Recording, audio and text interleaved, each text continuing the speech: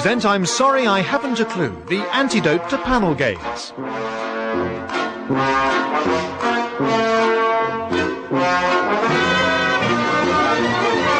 At the piano is Colin and your chairman is Humphrey Lyttleton.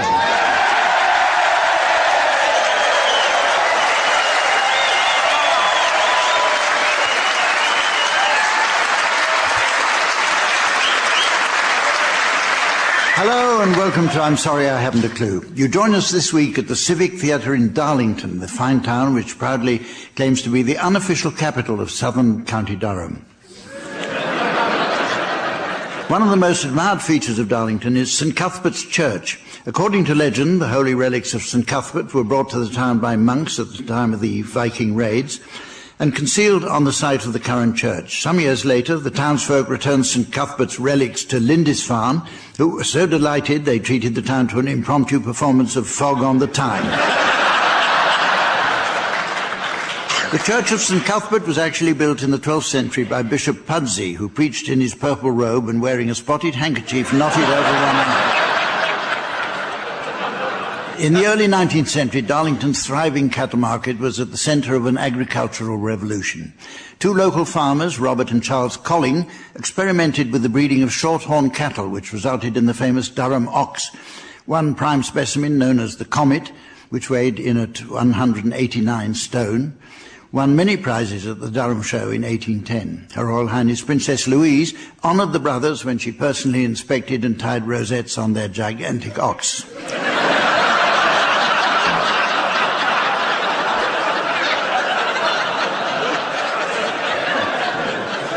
The story of Darlington's history is neatly encompassed in its coat of arms.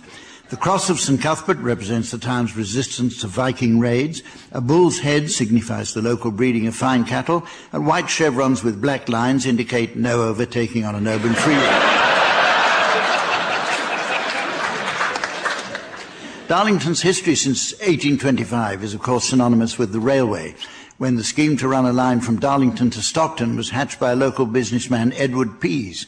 He had settled here to found the local Quaker movement, a new religion designed to promote his range of porridge oats.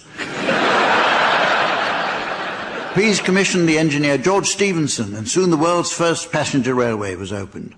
Stephenson's engine was a wonder of single compression cylinder technology called the locomotion, which, although requiring a whole new range of skills, was remarkably simple to operate, as illustrated by this extract taken from the original instruction handbook.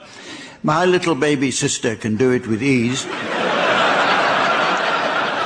It's easier than learning your ABCs. So come on, do the locomotion with me.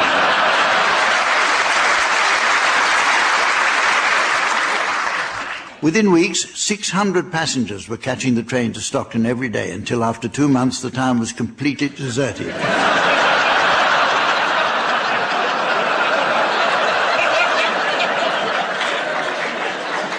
A trend which I can sense might be revived when I say, let's meet the teams.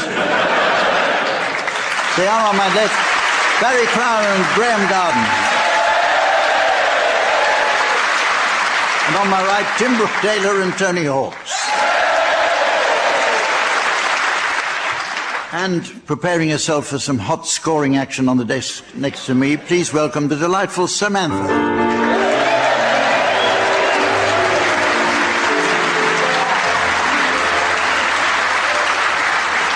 Okay, let's kick off with an old favourite called Historical Headlines. An old favourite may be, but it never quite seems to match the popularity of the round called Stuff This, Let's Just Go Home. Teams, I'd like you please to imagine how modern-day newspapers or other periodicals might have reported certain historical events. And the event is the 100 Years' War. Graeme, will you start us off, please? The Independent. Weapons inspectors ask for more time.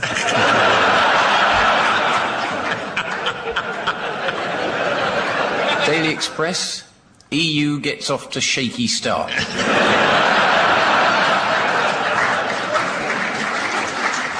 The Independent, John Simpson liberates Cressy.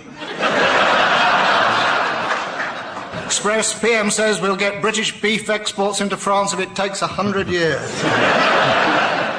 Daily Mail, Joan of Arc burnt at stake, no English hurt. Joan says I'm a celibate. Get me out of here.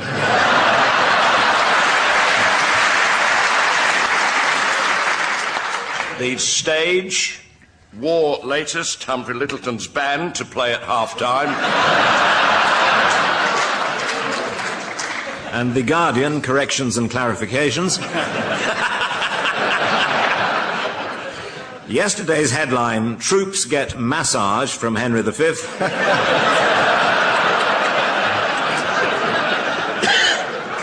Should have read, troops get message from Henry the Filth. Daily Telegraph, Joan dead, England retain ashes.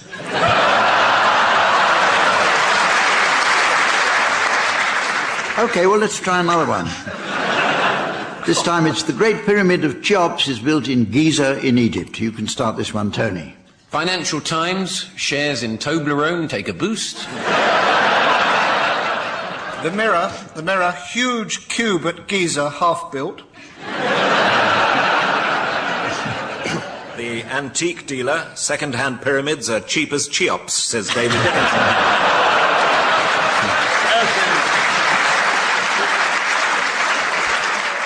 Sun, Giza, Sphinx smiles miles better.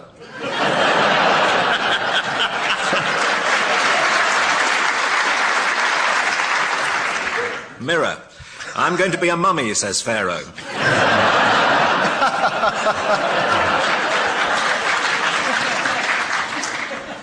OK, well, we have a musical round now in the guise of a game called One Song to the Tune of Another.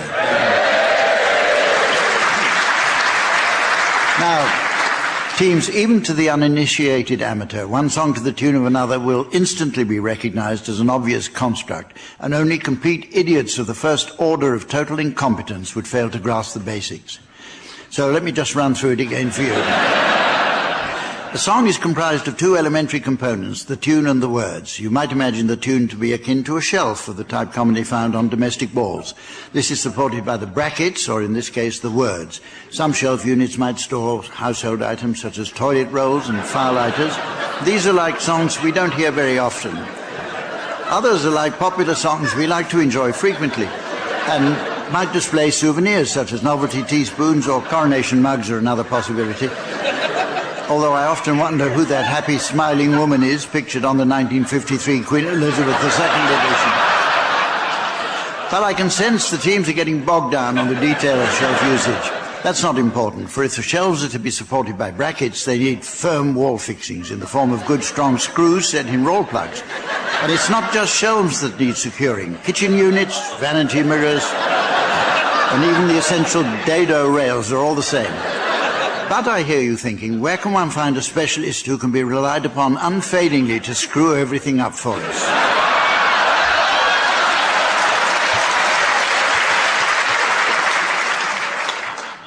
At the piano we have Colin.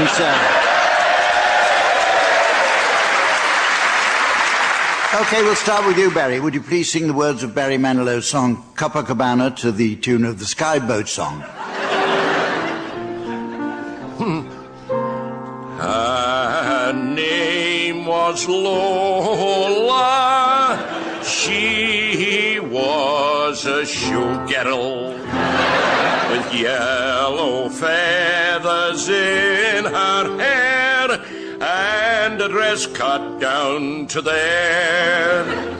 She would merengue and do the cha-cha, but while she tried to be a star, Tony always tended bar across the crowded floor. He worked from 8 till 4. They were young and they had each other. Who could ask for more?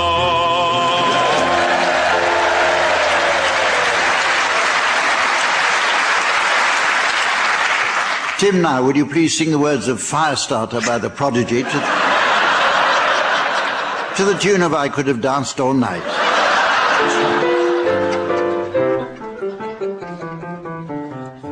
I'm the trouble starter, punking instigator. I'm the fear-addicted danger illustrator. I'm a fire starter, twisted fire starter. You're the fire starter, twisted fire starter. I'm the bitch you hated, filth infatuated. Yeah, I'm the pain you tasted, well intoxicated. I'm the fire starter, twisted fire starter. You're the fire starter, twisted fire starter. I'm the self. Come on, cut piano. Mind deconator.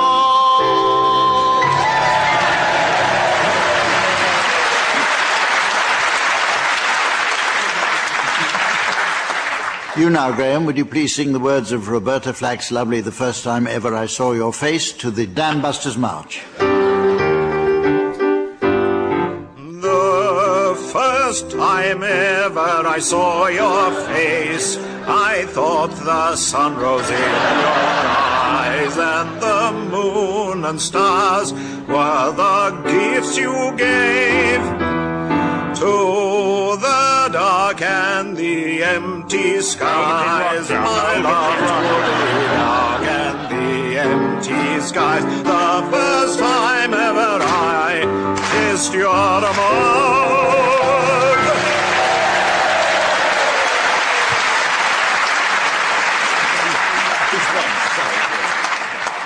Finally, Tony, would you please sing the words of Lucy in the Sky with Diamonds to the tune of A Policeman's Lot Is Not a Happy One?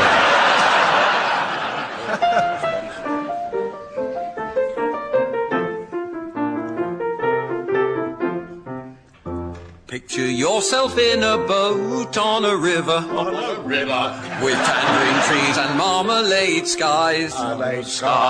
Somebody calls you, you answer quite slowly. Quite slowly. A girl with kaleidoscope eyes.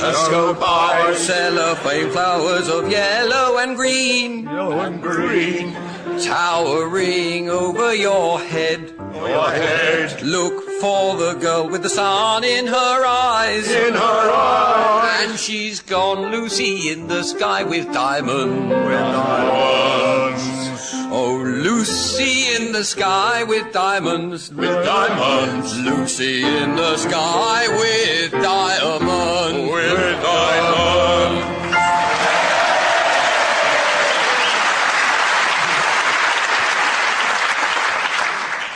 Our thoughts go with you. We move on swiftly to a brand new round called Soap and Flannel, which is all about soap operas and product placement. Soap operas were, of course, originally designed to sell soap powder, hence their name, operas. The advent of commercial television brought us ad mag programs, where a genuine drama was created around any number of branded products, a practice we wouldn't normally encourage here on the Rolls-Royce of wireless shows. I know I'm not alone in finding a lot of modern advertising misleading. Only the other day I spotted an ad for Millets which said they had really good camouflage jackets. So I went straight down there and couldn't find them. So teams, I'd like to take you back now to the early days of commercial broadcasting, with each of you extemporizing a typical scene from a soap opera, but all the while trying to include as many hidden product placements as possible. The opposing team will score points for each brand name they can spot.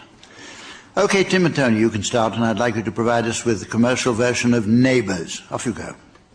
Morning, Jet. Morning, Sheila. Bud, sorry, mate. So, 2 eggs as usual, Jet. No, Bud, I'm twice as hungry today, mate. Right, get him 4 eggs, Bex. Bud, why is there no salt? Oh, no worries, we've got sacks of salt. I guess Jill is behind you. Will she be eating too? No, she's already eaten, mate. I went to the supermarket and got the finest ingredients that a male could possibly purchase. So, Jill ate. The best a man can get, yeah. Hey, fancy a serve if the tide is right? Oh, you'd have to be bold if the waves are as big as last time. But then, of course, I forget you're a right fairy. For an Aussie. Wait a minute, mate. We could go to the beach with Mr. Technic's son. Dirk? Is he out of prison? Yeah, apparently a group of accomplices helped him escape. How many? 5. So, 5 sprung Dirk technique.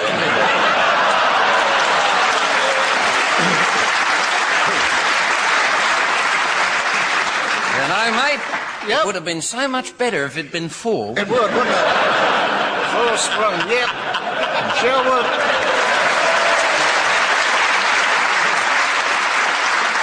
Hey, Barry and Graeme, just for the sake of interest, and because it says here I've got to, let me ask you how many you spotted. 10. We'll settle for 10. Okay. Listeners at home might wonder how I know that they're not cheating. The answer is I don't. Your turn now, Barry and Graeme. I'd like you to provide us, please, with a commercial version of The Archers. Oh, hello, Joe. Have you had an accident at work? Oh, I always walk this way.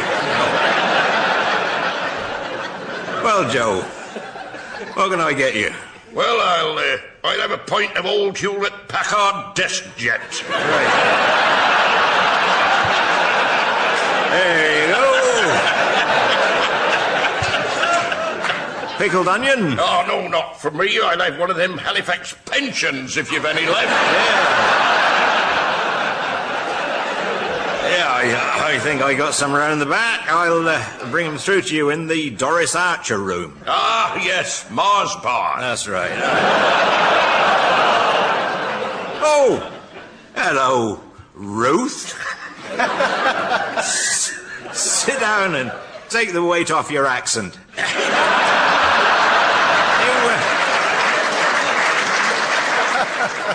Do you fancy an orange? Oh, no! I've got to make some curtains. Do you sell net? No. Now, we've just been having a dispute about last night's pub quiz. Do you happen to know who built the Ark? Oh, no!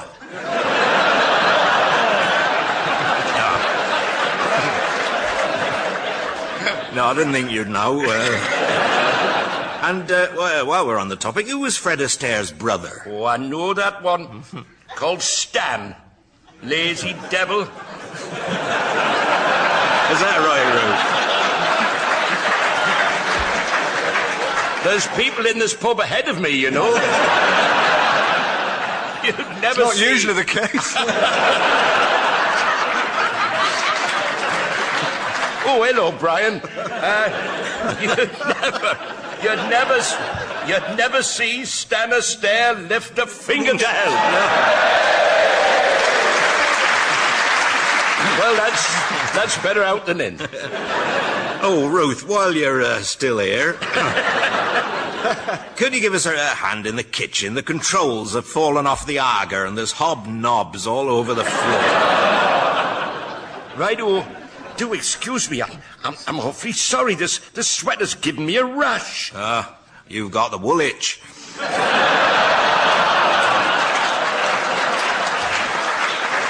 And if you don't mind me saying so, you've had that a long time. No, I can't believe it's not better. I've got bowel disorder as well. Well, that's the wonder of woolies. All together now. Tums and tums and tums and tums and some Alka-Seltzer.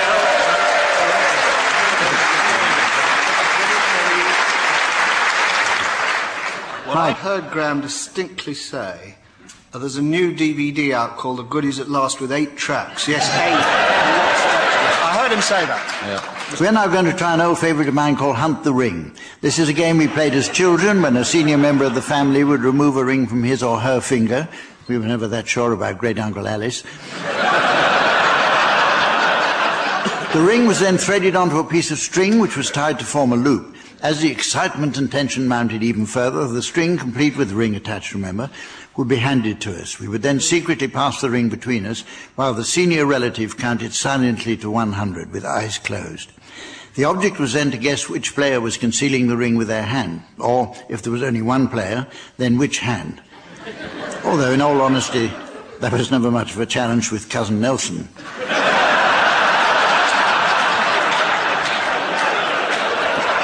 OK, teams, I brought along my own ring, which Samantha will attach to this piece of string before passing it amongst you.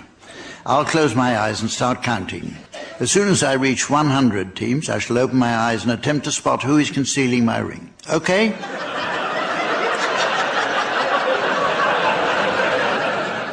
100. Right now, Barry, it's you, isn't it? Not I, Humph. Not on my person, no. Tim? I wish I could say yes, but it's no, Humph. Tony? No, Humphrey, I'm afraid I don't have it either. Graeme, then, have you got my ring? Yes, Humph. Here it is.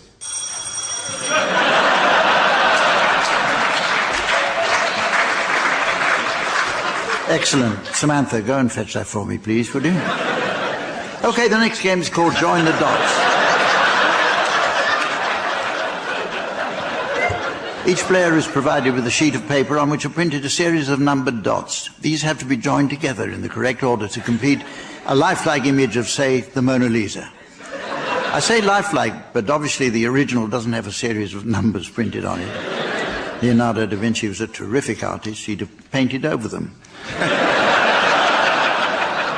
In our new revised version, however, I'll provide the teams with a short list of events, places or things, starting and finishing with two famous Dorothys. The task is to join the dots, thereby explaining the connection between each item in the list. OK, now, Tim and Tony, will you please attempt to join these famous dots? Dorothy Lamour, Otis Redding, British Lamb, Dorothy Wordsworth. Right. Well, I think Lamour, Dorothy Lamour. Lamour means love. And love-making, normally done in bed or bedding, Really? which is well known for Now being you the tell Cockney me. rhyming slang for Otis Redding is Not that well known. Cockney rhyming slang for bedding.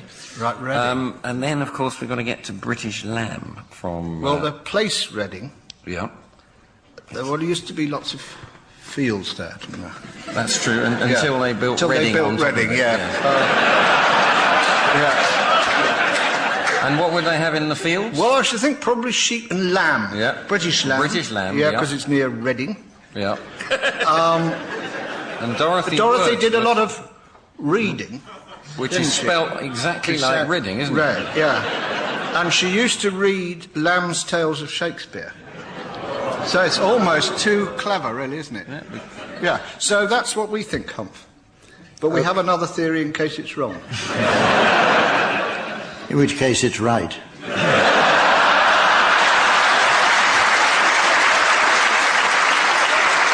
Now, Tooshed. Barry and Graeme, what do you think? You have a go yourselves. We were going along, well, not really the same route. It's not generally known that Dorothy Lamour's voice broke. Yes. And she started a whole second career as Otis Redding. And Otis, Well, the first lift in the UK was an Otis lift. yes, In Reading, yeah, at the headquarters of the Lamb Marketing Board. In Reading. and that's where we the joined connection. forces with you, I think, Yeah. probably because we went And to British Lamb. Charles Lamb Yes. and Dorothy Wordsworth. Yes. Well, actually, the correct link is that Dorothy Lamour was once an elevator attendant, and Otis, as Graeme said, is a make of elevator, and also the first name of Otis Redding, who had a big hit with Try a Little Tenderness, the theme song for an advert for British Lamb, Lamb being the surname of author Charles Lamb, a good friend of Samuel Taylor Coleridge and William and Dorothy Wordsworth. And now I'm going to hurry on.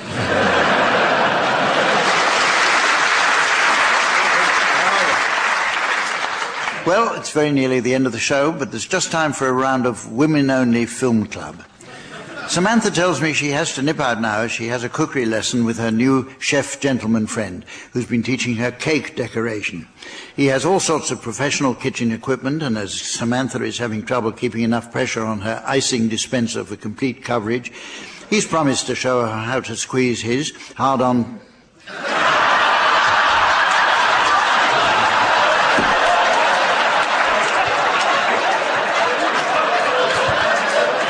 What's that?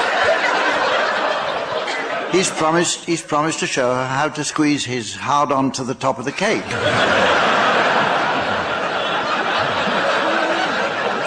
So while she's away preparing for that, I'll invite the teams to suggest film titles likely to appeal to an audience of ladies only.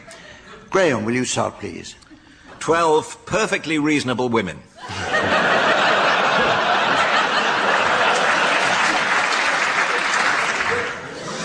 East of Eden? No. West of Eden? No. East of Eden? The map's outside.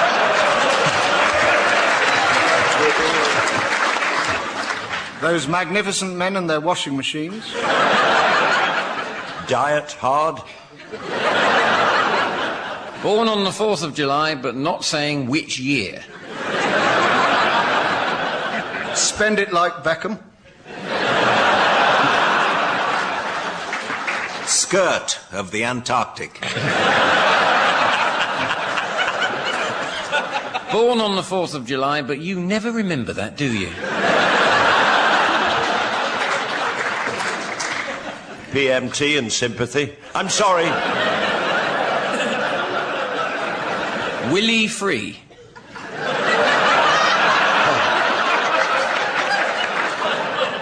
Gone with the window cleaner. Bring me the handbag of Frida Garcia.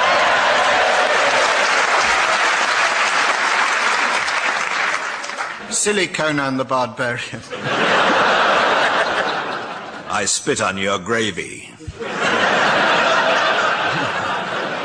The Dainty Dozen. The good, the bad, and the surgically enhanced. Texas Chainsaw Mascara.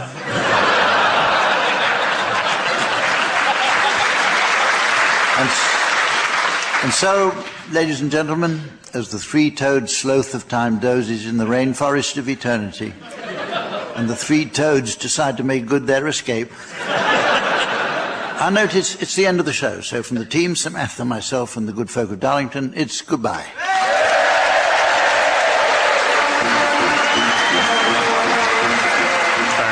Graeme Garden, Tim Brooke-Taylor and Tony Hawkes have been given silly things to do by Humphrey Lyttleton, with Colin setting some of them to music.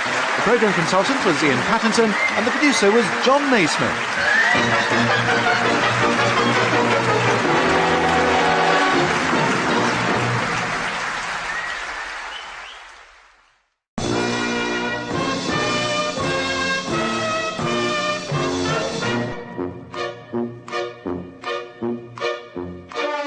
We present I'm Sorry I Haven't a Clue, the antidote to panel games.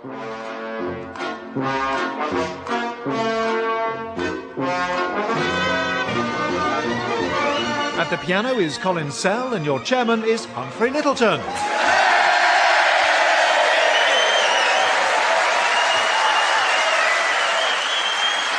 Hello and welcome to I'm Sorry I Haven't a Clue.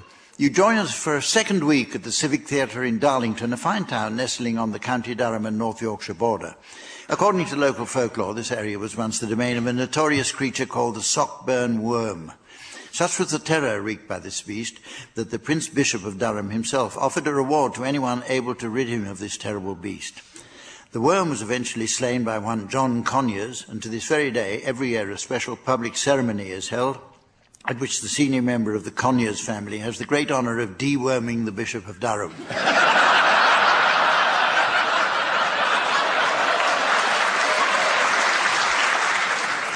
As the area around the Tees Valley around the town is well known for the proliferation of cuckoos, Darlington is home to the British Cuckoo Society, whose office is to be found on Church Street.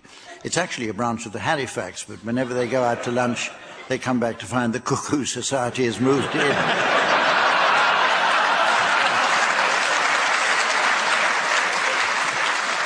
However, they're not alone in their position of receiving unwanted visitors trying to get something for nothing.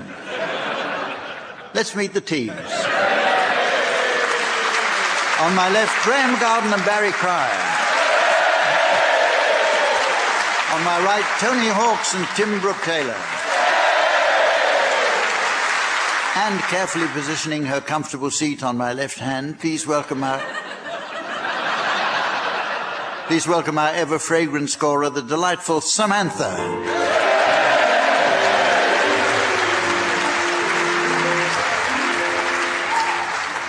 We begin with a round of new definitions. The English language is constantly developing to the point where it's often difficult to keep up with the true meanings of words.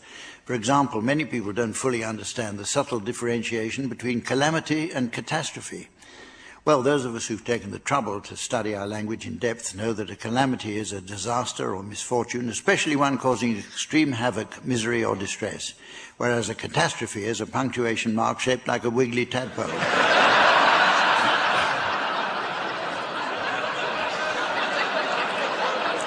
OK, teams, I'd like you to submit any new definitions of existing words that you may have spotted recently. Tony, would you care to start, please? Divergin, an unsuccessful Welsh Lothario. Tim. Suggestive, a sexy biscuit. Graeme. Loofah, an outdoor toilet. Veneer, Flemish painter of floorboards.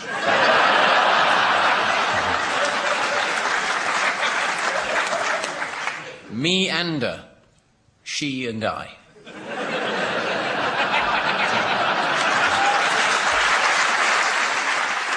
Garden Gate, huge scandal involving Graham Garden.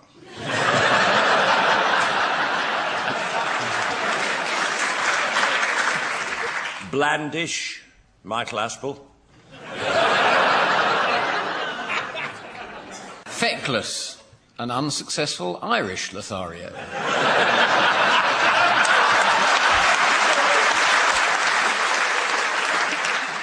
Direction, a roused Welshman.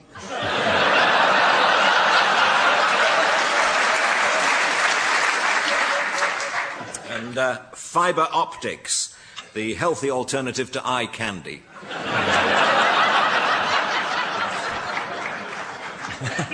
Insolent, fell off the Isle of Wight ferry.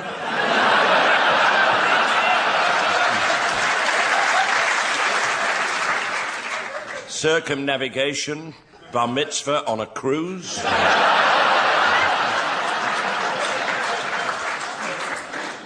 Conclude, an obscenely shaped nose.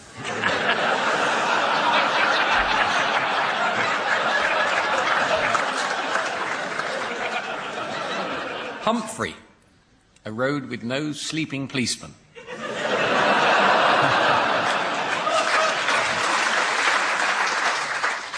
Let's move on to sound charades. Listeners may not be aware that this was developed from the old TV show called Give Us a Clue, where the teams mime titles of films or books against a strict time limit. Possibly the most versatile performer was Lionel Blair. And no one will ever forget the occasion he was given at Town Like Alice when he chose to do a silent impression of the author. Such was the performance, Una Stubbs gasped in amazement when she saw Neville shoot in Lionel's face.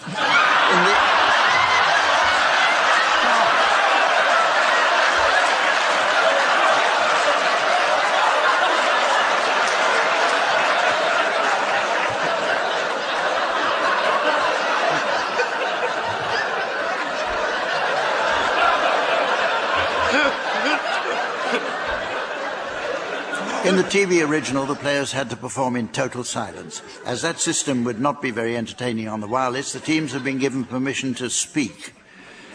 Not that it'll make a blind bit of difference. Tim and Tony, you're to start, please, and your title will shortly be displayed to the audience via the laser display screen. And here's the mystery voice for listeners at home.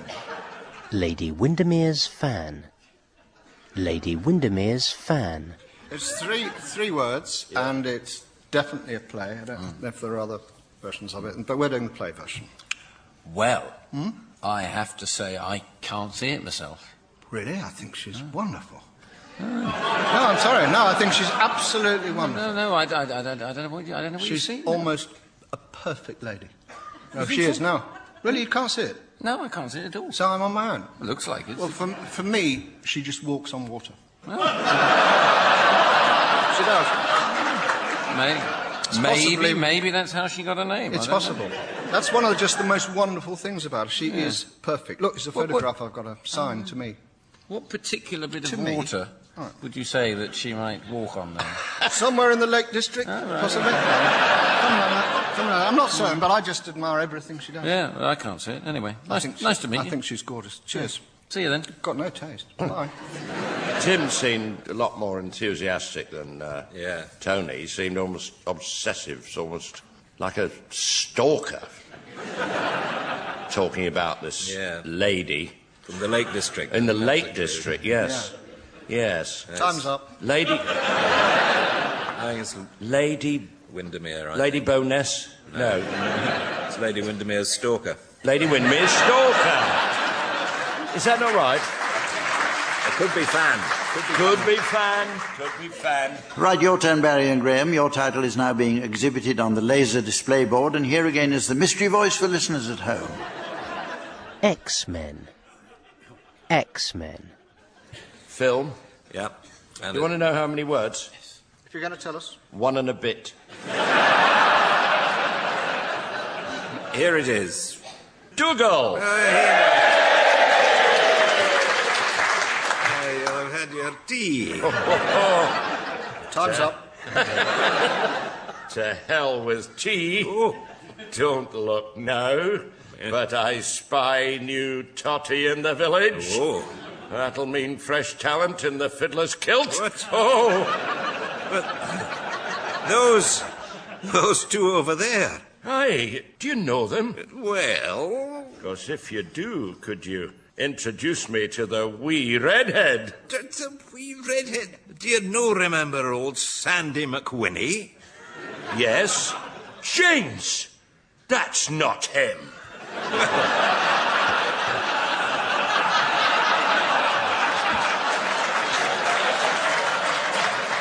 Well, it's not him after his trip to Casablanca. That must have cost him a packet. It certainly did. Mind you, I knew he had a little bit tucked away. Not any longer. What about the other one, the big blonde? Big Jamie from the abattoir. Oh! So you're telling me, old friend, that they are both... Aye, that's it in a nutshell.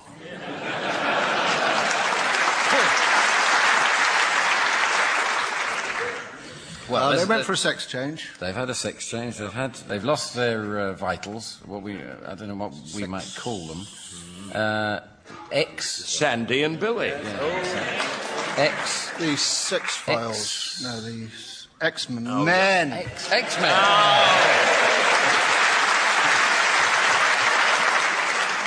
The next game is a variation on the ancient playground game of paper, scissors, stone, where two players hold out a hand in one of three shapes, the premise being that paper wraps stone, stone blunts scissors, and scissors cut paper. Ours is a grown-up version of the game entitled Cow, Lake, Bomb.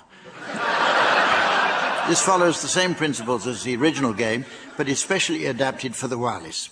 So teams, I've furnished each of you with several sound effects, including a cow, a lake, and a bomb. After my count of 3, I'd like you each to play in one of these effects, and I shall announce the winner. The rules are fairly self-explanatory. Obviously, cow drinks lake, lake extinguishes bomb, and bomb blows up cow. All clear? Excellent. Well, off we go then. 1, 2, 3...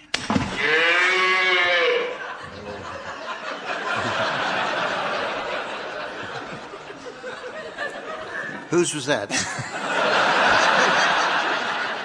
We did the cow. We did the cow. We did the cow. All right, we did the lake. You drank us. Yeah. Why is that not a surprise? This is good. We won that one. Should we have another Right, next one. 1, 2, 3...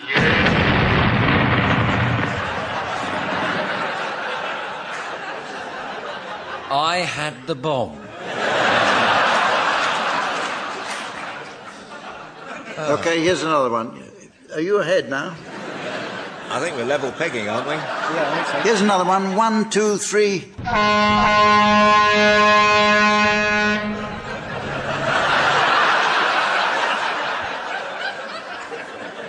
We were a bloody big cow. What were you? What were you? I don't know, Barry pressed it. I was at QE too. I thought we needed a little change of emphasis. Well, so were we. So, this is a collision. Humph, adjudication, 2 QE2. I'm not here to be... Yes, you are. I think that's the only reason you're here. I think that was Should we pretty do good. another one? We'll call Yeah, that one a Barry, draw. you won that one. Oh, right.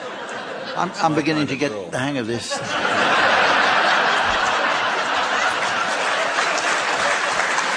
1, 2, 3. Cockerel. To see you, sir.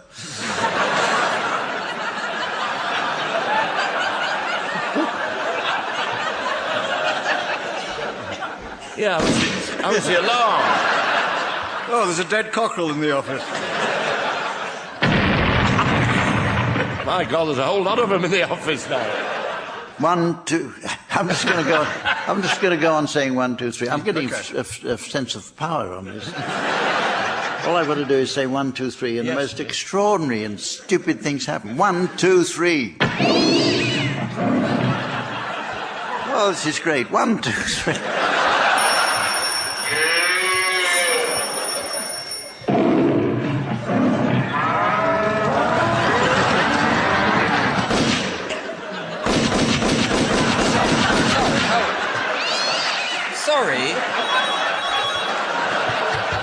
Sorry, I'm the youngest...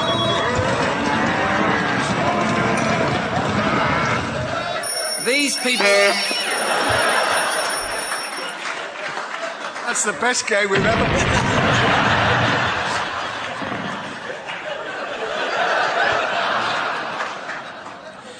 Sorry, Tony.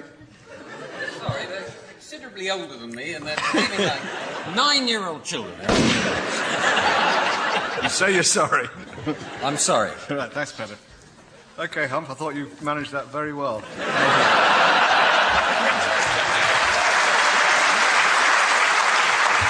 It's now time to play the game called Mornington Crescent. But first, I notice we've received in excess of no letters this week. And it comes from a Mrs. Trellis of North Wales. Dear Mr. Rumsfeld, congratulations on the accuracy of those smart bombs of yours. The one that landed in our greenhouse hit it smack in the middle. Yours sincerely, Mrs. Trellis. And now on with the game, which, appropriately enough this week, is the official American rules version. Under the original regulations, this meant that half the players only joined in 2 years late.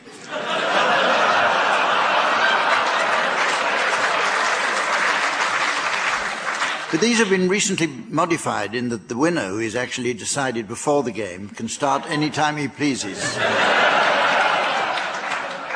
OK, teams, remember that tourist sites count double, Grosvenor Square is wild, and any Bush-related move will trump.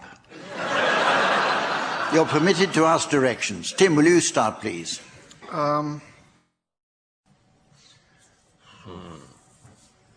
Shepherd's Bush. Oh, yes.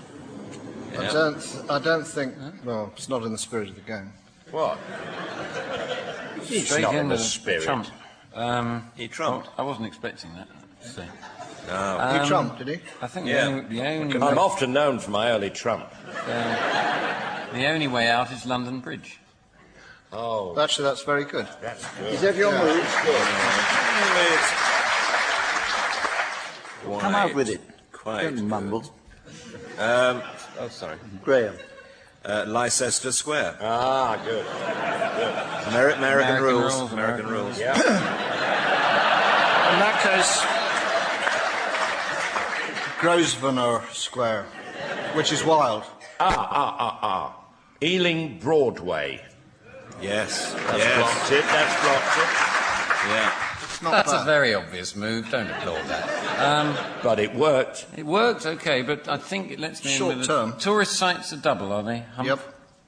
Right. Can Don't I ask have the British Museum No. looted? Can I have that? Mm-hmm. Good, thank you. Yeah. Yeah. We can have anything really at this stage. Yeah. Can you double again on that? Yeah, Bush House in the Aldwych. Yes. L'Etoile. No, sorry, I lapsed in the French version. I've been playing that recently. Are you starstruck? Southampton Row. Southampton Row. Barking. Yes. Clever. Bush related. Yep.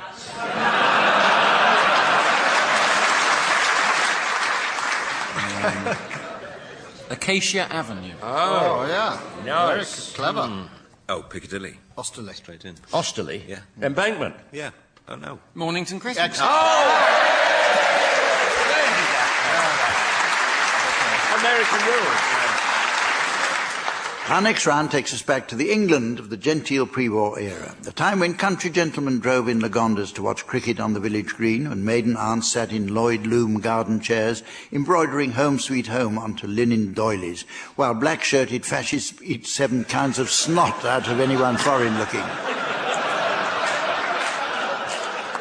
The teams are going to grapple with some pre-war handy hints which would have proved useful to the housewife in the years up to 1939. Hints such as whether Poland is a good place for an early autumn break, or how to get powdered egg stains off a V1 doodlebug.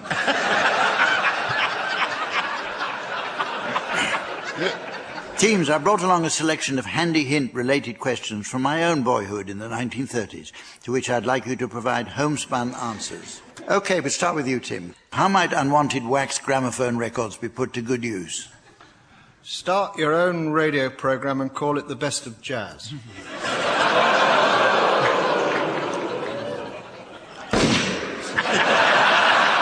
It's the decent thing to do.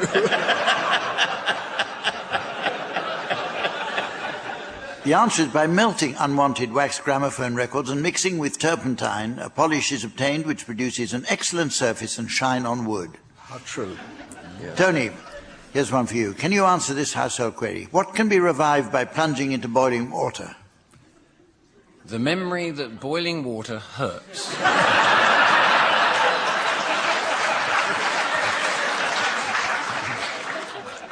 I have the actual answer here from a contemporary book. It's drooping flowers.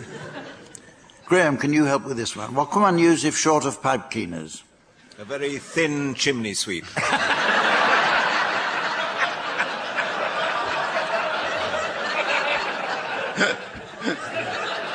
Well, it says here, good strong feathers such as those from rooks, pigeons or cows. I think the office typewriter looks... Of course, it's rooks, pigeons and crows. They're all true, too. They come out of Good Housekeeping, one of their publications back in 1930-something or other. Barry, what can one do when 2 tumblers have become fixed one inside the other?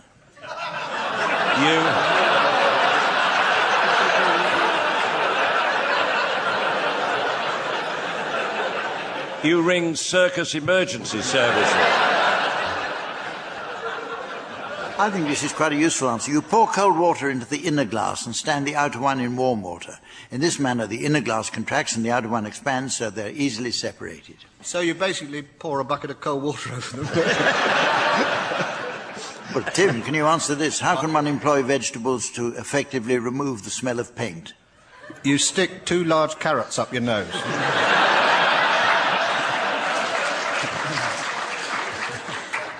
Take notice of this. You slice up sufficient onions to cover a dinner plate and place in the painted room for 24 hours. The onions must then be destroyed as they're poisonous if used for food. What have they done? Tony, what about this household conundrum? How can one ensure that there's always a spare towel in the bathroom for a guest? Well, count the number of towels in the house, then add up the number of people living there. Subtract the latter from the former.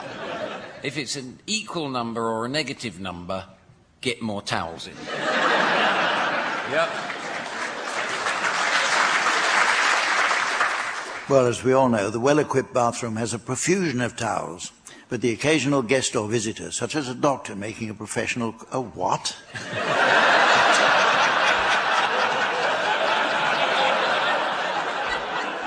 Oh, those were the days.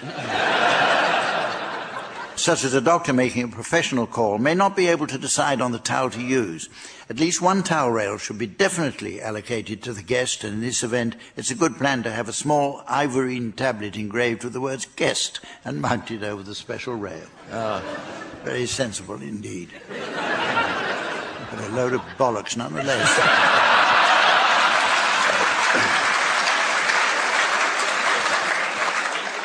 Graeme, can you help with this one? How should I dispose of broken glass? You throw it out through the hole in the window.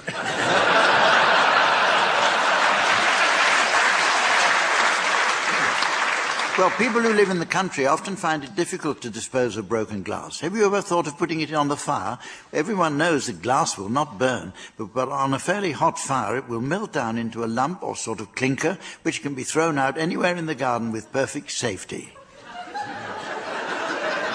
Barry, can you tell us, please, what is the perfect distance between guests at table for a formal dinner? I know this one. You just use the cutlery. You take the knife and fork and you put them end to end to establish the width, so you know the space between the guests, and then you take the knife and fork off.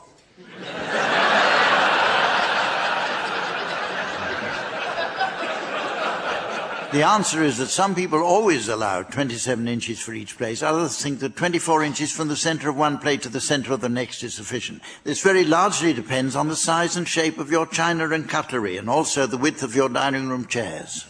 Oh, Tim, what ordinary household item might prove of assistance should you intend pricking out in the garden? Warm sugar tongs?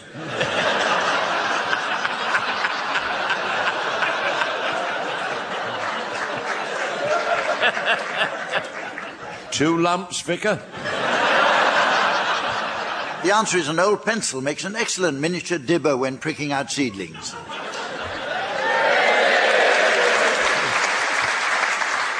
Tony, how might suet provide? Oh, God. Who wants to take over? Angus Deaton.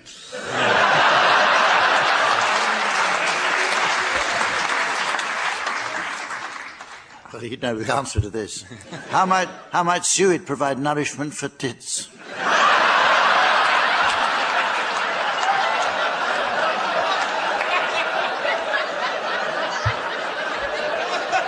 It doesn't matter.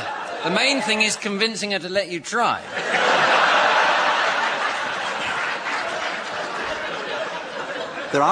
The answer is a piece of suet from the butcher tied up and hung out as an attractive and nourishing food for tits and finches.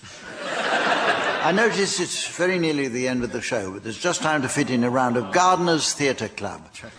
Samantha tells me she has to nip off now, as her trusted aged gardener is coming round to identify the mysterious trailing plant that's growing in her privet. Obviously she's keen not to miss him if there's a chance she might have an old man's beard in her bush.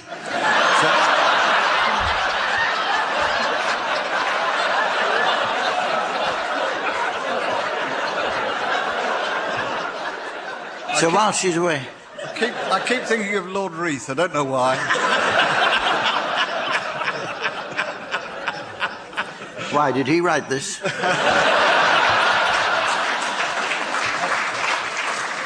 So while she's away enjoying that, I'd like the teams to suggest titles of plays and other theatre productions that might appeal to an audience of gardeners.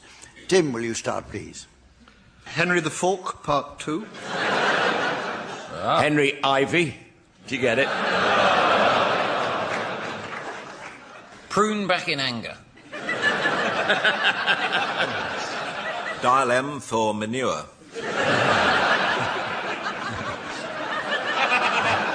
The importance of breeding turnips.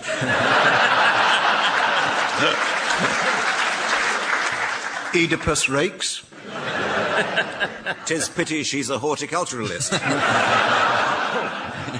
The best little hoe house in Texas. The ditches of Malfi. Fence and fensibility. Troilus and Cress. Charlie Dimmock in Titty Titty Bang Bang. The Mole Trap. Lady Windermere's fern. That's it. And so, ladies and gentlemen, as the Orchestra of Eternity prepares to enter the Albert Hall of Fate, and Albert Hall decides it's time he got a proper job.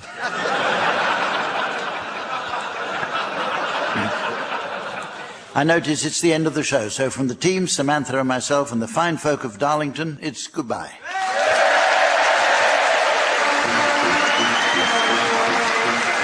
Barry Cryer, Graeme Garden, Tim Brooke-Taylor and Tony Hawkes have been given silly things to do by Humphrey Lyttleton, with Colin setting some of them to music. The programme consultant was Ian Pattinson and the producer was John Naismith.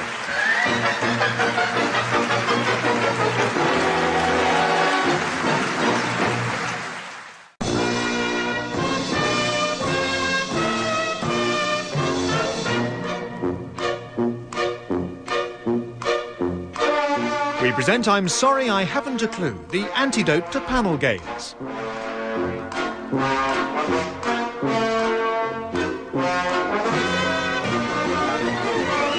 At the piano is Colin and your chairman is Humphrey Lyttleton.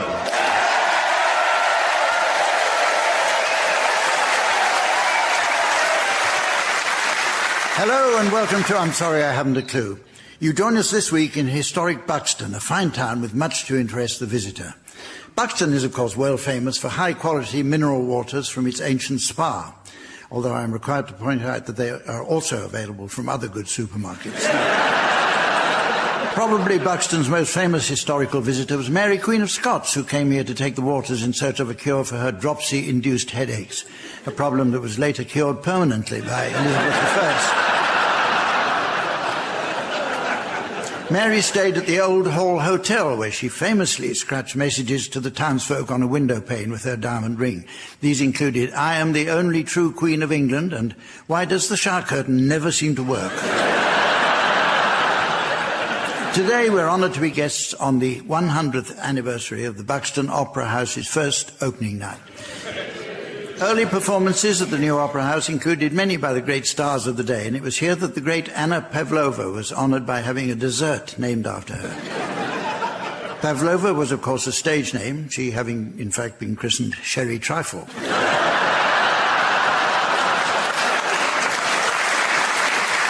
The theatre is said to be haunted by the ghost of a poor soul who became so distraught at one of the first performances that he threw himself from the upper circle. Which is why safety barriers have had to be erected before I can say, let's meet the teams. On my left, Barry Cryer and Graeme Garden. On my right, Tim Brooke-Taylor and Harry Hill. And please welcome the ever-fragrant lady who's been like a right hand to me for many years. The delightful Samantha.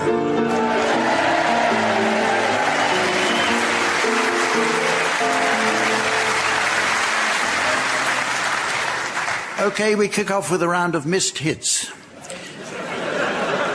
You get bonus marks for not laughing there. Having a good title for your book, film or show is vital to explain what it's all about. Many books, films or radio and TV programmes have failed for want of a decent title to entice the audience. I'd like you teams to share with us some of those you may have spotted. Barry, will you start, please? Styes in their eyes. Graeme? Harry Potter and the Witchfinder General. Harry? The Hunchback of Sheltered Accommodation, Unit 4, Station Road, Buxton. Tim? I've got a Harry Potter one. It's G.K. Rowling's Harry's Stoned on the Philosopher's Pot.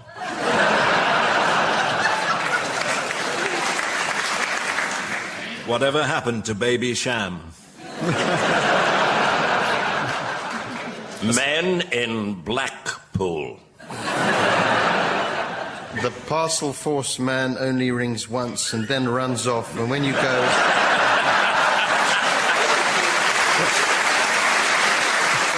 and when you go to collect it, it's always closed. Crossroads. The Third Sense. I see deaf people.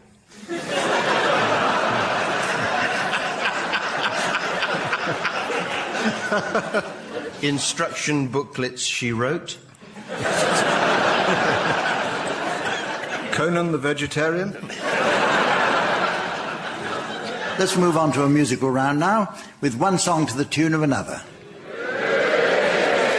This concept is of such basic simplicity, I often wonder why I bother to explain it. But there are those who can be a little slow on the uptake, teams. So pay attention. A song is comprised of two elemental components, the tune and the words. The obvious and simplest analogy would be a cooking pot or saucepan containing food in the process of being cooked. The contents are like the words, and these are contained within the pan, much in the same way that the tune carries the words. Just as there are many varieties of tune, so there are an infinite variety of pots and pans, and each type can contain all manner of different foodstuffs or words. These can vary from simple fare, such as baked beans or soup, through to quite complex dishes like stews or coq au vin, and they can be cooked or sung in two different ways. One involves the boiling water of the classical style, the other the hot fat of a more contemporary interpretation. However, beware, for the latter has its incipient dangers. Now, teams, I can sense by the look of anticipation in your eyes, you're keen to hear more. So let's move on to health and safety aspects. As you are no doubt thinking, isn't there some precaution we can take in the event of one of these pots catching fire? Quite right. As every safety-conscious cook knows, it's vital on these occasions to keep handy a huge wet blanket.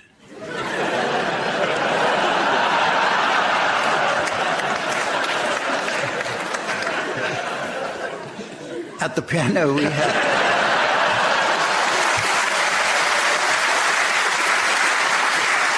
OK, Barry, we'll start with you. Would you please sing the words of Roxanne by the Police to the tune of Tiptoe Through the Tulips?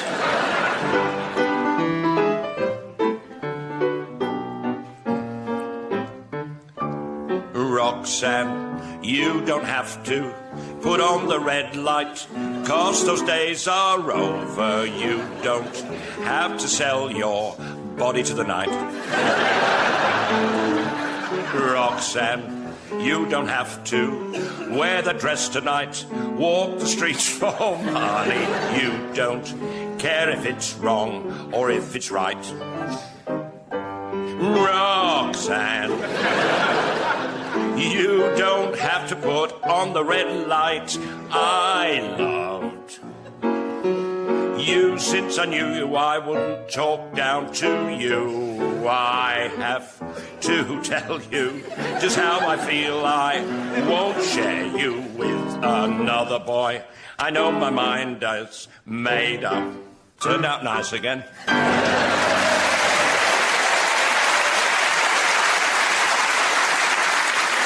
Right, it's you now, Tim. Would you sing the words of Chain Gang to the tune of Jerusalem?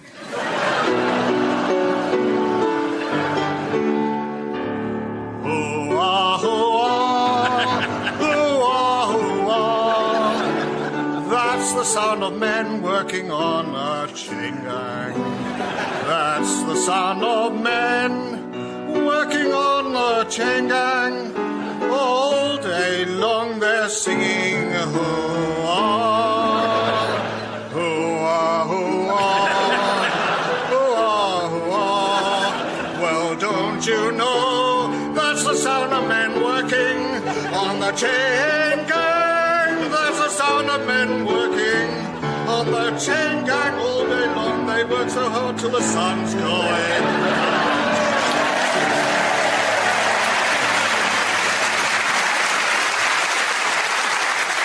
OK, Graeme, would you sing the words of the theme to the Flintstones to the tune of My Way?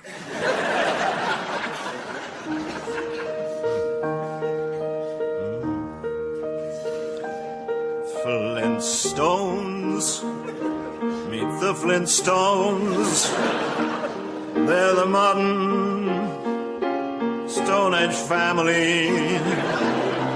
Let's ride with the family down the street, through the courtesy of Fred's 2 feet.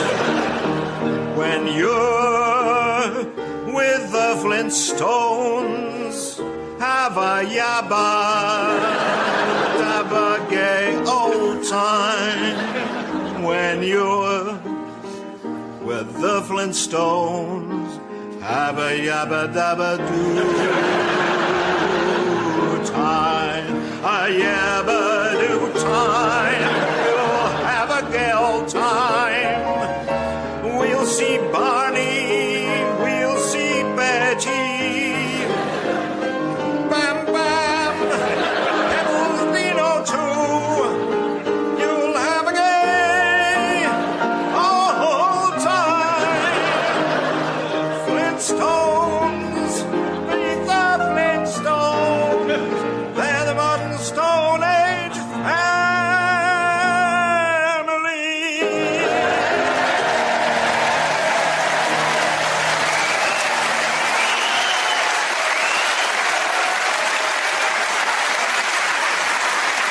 And finally, Harry, would you please sing the words of the ugly... And finally... Oh, that's unfair. Oh, no. And finally, Harry, would you please sing the words of the Ugly Duckling to the tune of Harry Nilsson's lovely Without You? I'll have a go. Best of luck.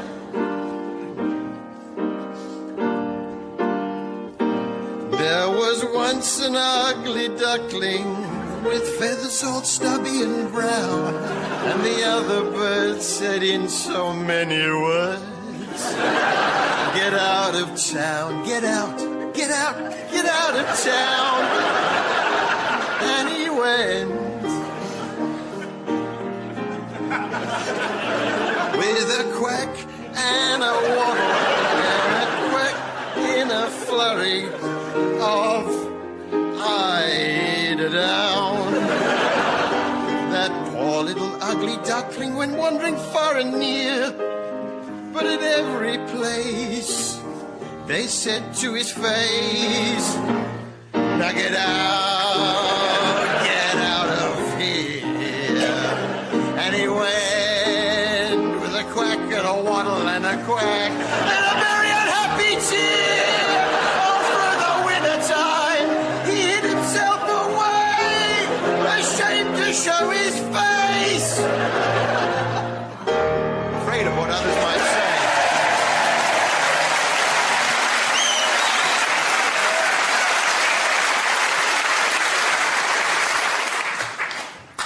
Good gracious.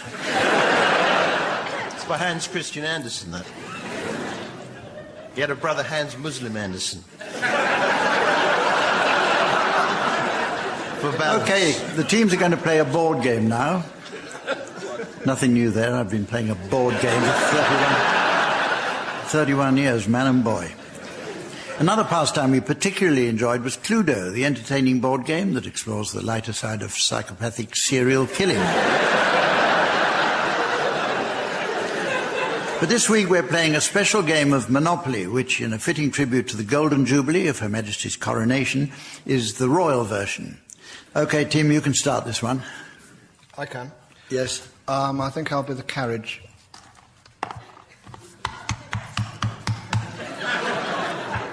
Oh, Cornwall.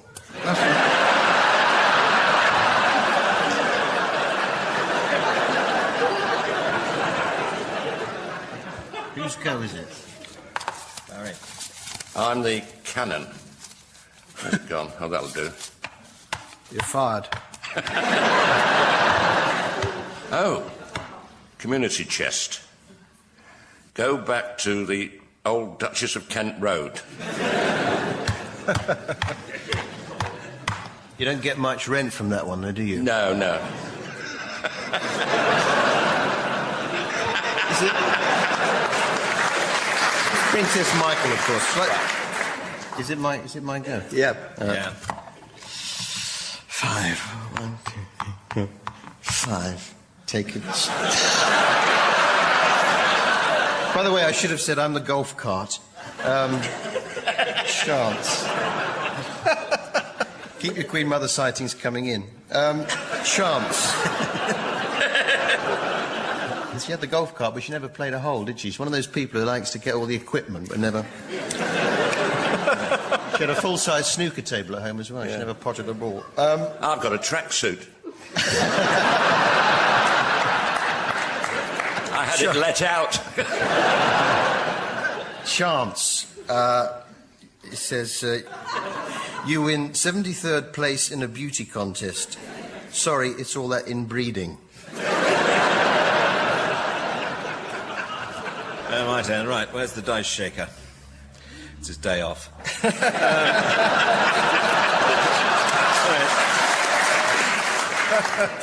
Here we go. Woo, 17 the hard way. Right. I'm the Lyttleton corgi. 1, 2, 3, 4, 5, 6, 7, 8, 9, 10, 11, 12, 13, 17. Sit. 17. The mall. Oh, I'll put a palace on that. There we go. Right.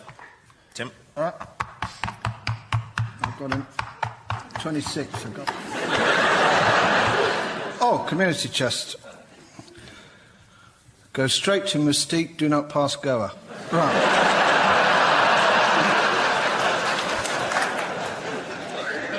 Is it me? Right. Yeah. Good Lord, 11.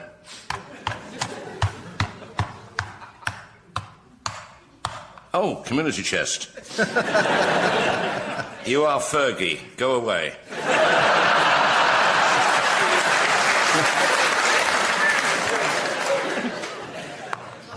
Four. There's Chance again, I can't believe that. Speeding fine, pay 50. Oh, sorry, sir, I didn't know it was you.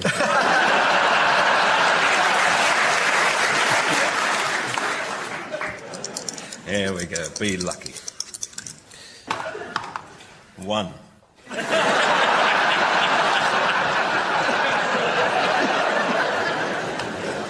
Chance again, I can't believe it. God. Improve image, go back 3 centuries.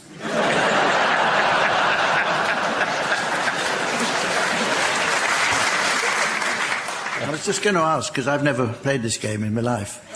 How does it end? With a republic.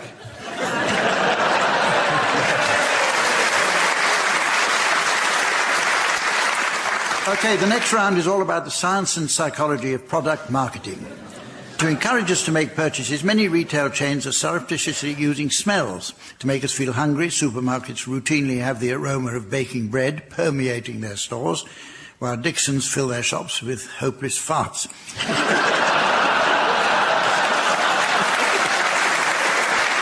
And just in case any of their staff do happen to be listening, oh, yes, please, of course I'd like to spend £400 on an extended warranty. Can you not see the label on my head which reads complete moron? The most popular marketing tool is the special offer, so teams, I'd like you please to suggest certain special promotions or free offers you've spotted recently. Graeme, will you start? Private midwifery service, no delivery charges. Tim.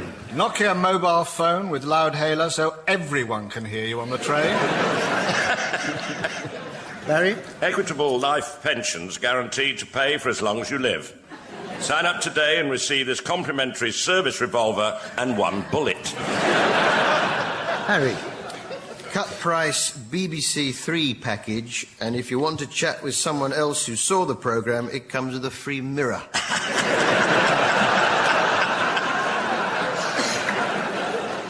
I've got a book here. It's Maths for Beginners, 3 for the price of 4.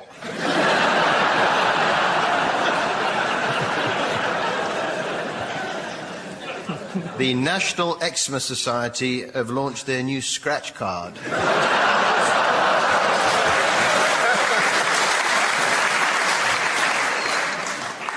You can't win anything, but it makes you feel better taking part. Brand new Stanner stairlift with free parachute.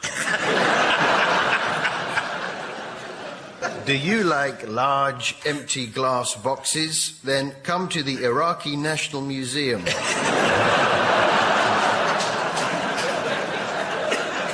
We've got loads. Are your ears not hairy enough? Then no, why not buy the Acme earwig? 2-week holiday in Macclesfield. We guarantee a once-in-a-lifetime experience. Right, we have another of our regular sound effect rounds now. In DIY soap, I'd like you teams to construct your own soap opera using sampler machines, and this week's genre is the hospital-based drama. My personal favourites are Casualty and Holby City, and only this week I ordered the complete DVD box set. I love the gritty realism and was delighted to find there's a 9-month waiting list. Listeners may be interested to learn that Graeme and Tim have written and produced their own hospital soap called Maternity Ward. Tim's been pushing the BBC to screen it, while Graeme's been telling him to push harder.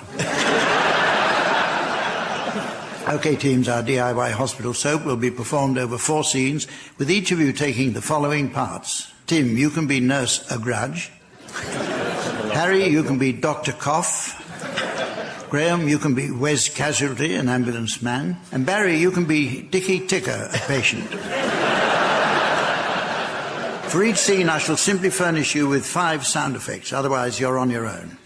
To indicate scene changes, I shall do this with my horn. But the only thing I can do with it.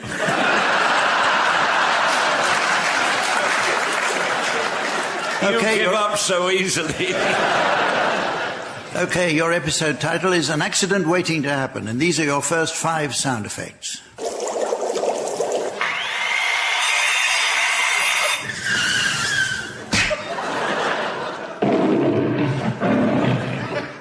OK, teams, off you go. Day in Holby, that is.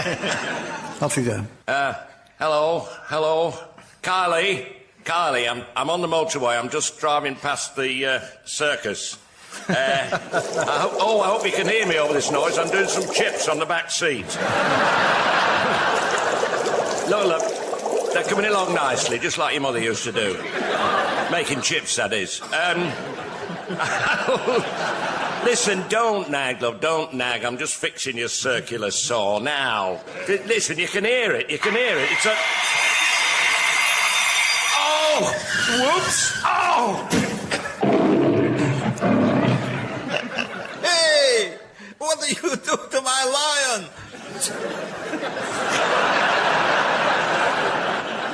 Take that!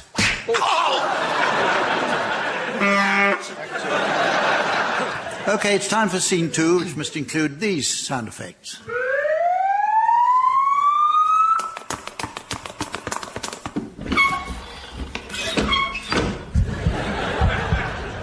OK, off you go.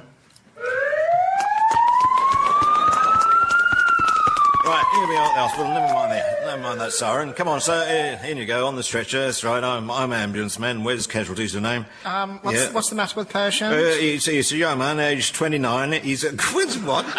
29. He's a punch victim. Pupils fixed. GCS 9, 140 over 80. IV push. Stats clear. ABC, bloods, tightened match, gas neg. ABCDEF, as a matter of fact. Glasgow's camera scales 8 now, and rising BBC. Hang on a second while I get a pen. All right.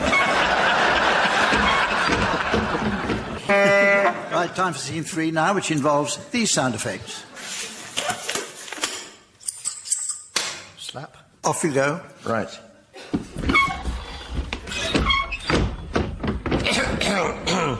Is that Dr. Cough? Yes.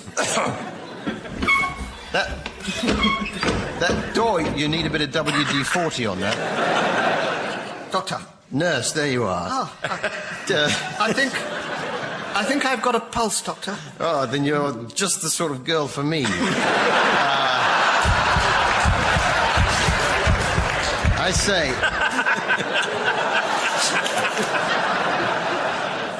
now, just do this quickly. I opened this hospital in the... No.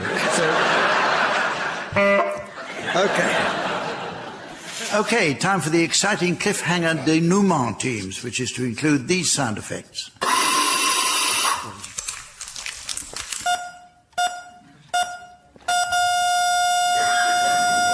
OK, teams, off you go. Right, get him onto the ventilator. We'll take his pipe out first, you fool.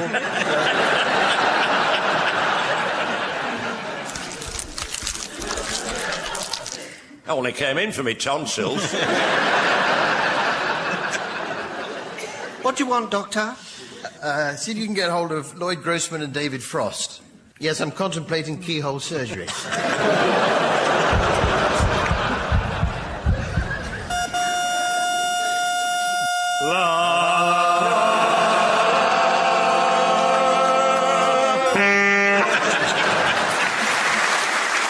Well, I notice it's nearly the end of the show, but it's just time to squeeze in a round of Entomologist's Songbook. Samantha tells me she has to nip off now to meet her new gentleman friend, who's an avid collector of rare beetles. She says he has an incredible long horn, which he's keeping in a shoebox for her. He told her that if you tickle it, it jumps out halfway across the table. So, teams, while Samantha's away enjoying that, I'll invite you to suggest song titles likely to appeal to an audience of entomologists and other insect lovers. And, Barry, will you start, please? Weevil overcome. Bebopaluma, a wasp, bam boom. Tet, tet, tetsy, good fly. Norwegian woodlouse. Where did you get that, Nat? This old louse. Sung by Nat King Cole. He also recorded Let There Be Lava, didn't he? Yes. Did he really? I didn't know Yes, that. That was on the Sergeant Pupa's Lonely Hearts Club. Oh, and of course, Oh Mine Pooper. Do you remember that one? Yes. Eddie Yes. Calvert, the man with the golden hornet. A sleepy cocoon. My old man's a dust mite. Sung by S. Grub 7. Don't laugh at me, because I'm a wasp. Who can forget putting on the knits? I'm in love with a wonderful wasp.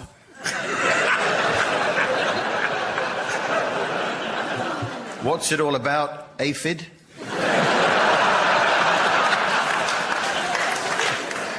Ride a cockroach to Banbury Cross. Hey, you, get off of my wasp. Stick insect on my collar. By Moth the Hoople. My old man said, follow the wasp.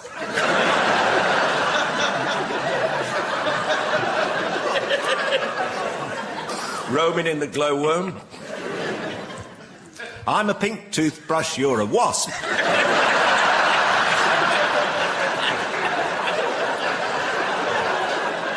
You like this one, Graeme? Wasp sting Matilda. So, ladies and gentlemen, as the Steve Davis of time clambers over the table of eternity to reach for another red, and the wine waiter of destiny asks him to leave the restaurant, I notice it's the end of the show, so from the team, Samantha, myself and the good folk of Buxton, it's goodbye.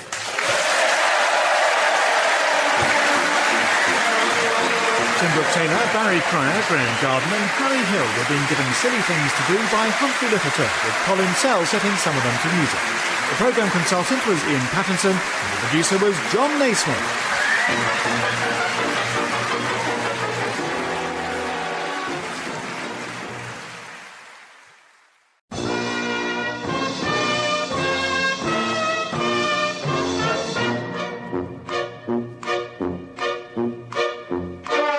We present I'm Sorry I Haven't a Clue, the antidote to panel games.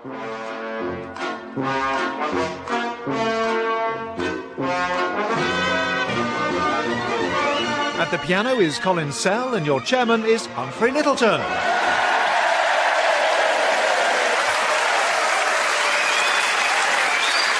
Hello and welcome to I'm Sorry I Haven't a Clue. We welcome you to join us for a second week in the delightful spa town of Buxton. It was the Romans who first developed this area. It's recorded that they arrived in November 70 AD and discovered a warm spring.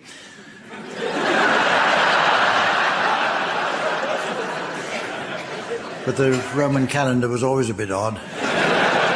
In the 18th century, the Duke of Devonshire decided to develop the town's natural hot springs as a spa and to turn Buxton into a sort of small bath. At which time he changed the town's name to B-Day. Nearby is the cavern known as the Robber Pool, named after a notorious highwayman who lived there. However, when additional troops were needed to protect the town from attack, he was pardoned after he rode non-stop to London on an unsaddled wild stallion. His reward was a small plot of land where he tended his 2 acres.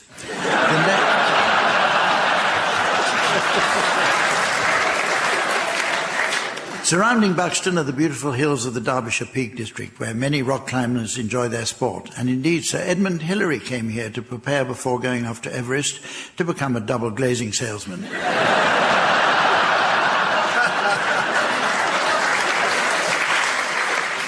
Other famous names associated with Buxton include Dave Lee Travis, better known to radio listeners as DLT, ever since he came second in the national Name That Sandwich competition.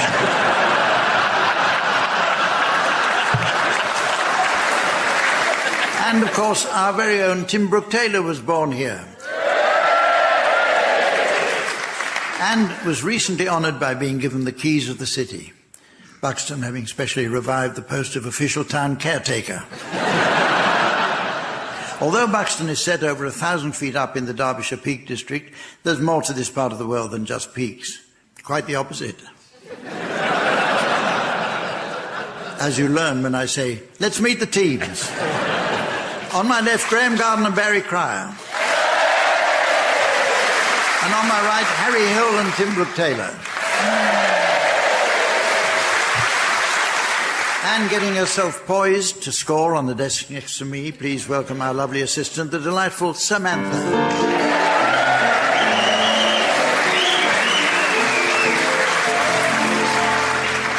We start with a round of words which have acquired new definitions. Many words change their meaning over time, and I'd like the teams to share with us some new definitions of existing words which they may have spotted recently. Barry, would you care to start, please? Dildo. Pickle pastry. Harry. Telepathy. That's when you can't be bothered to turn over the TV.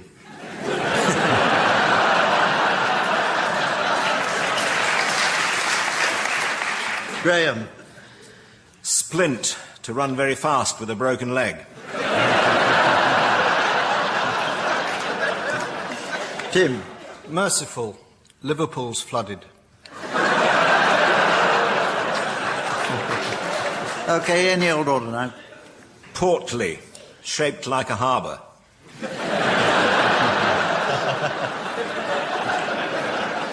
Mutate. An art gallery for cats.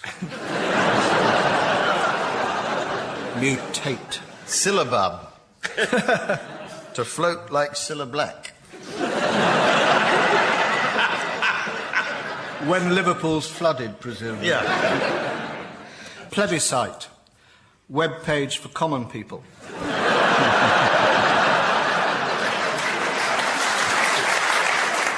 Wench. A spanner belonging to Jonathan Ross.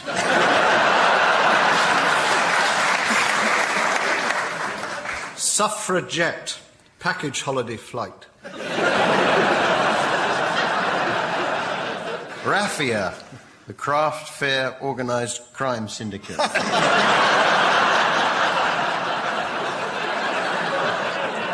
Tadpole. A quarter Polish. Grandee, the old lady between Grand C and Grand E. Abacus, Swedish swear word. Hogmanay. Someone who may be considered to have too large a collection of a particular impressionist painter.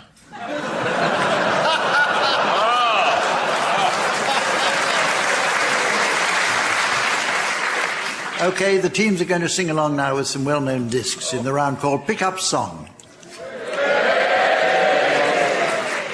Record researcher Samantha has been doing her regular stint down in the gramophone library, where she tells me that the 2 old archivists have been getting a little fractious of late. They've been at each other's throats about which of them will represent the archive in judging the BBC's most shapely legs competition. To quieten things down, Samantha had to keep them apart all morning.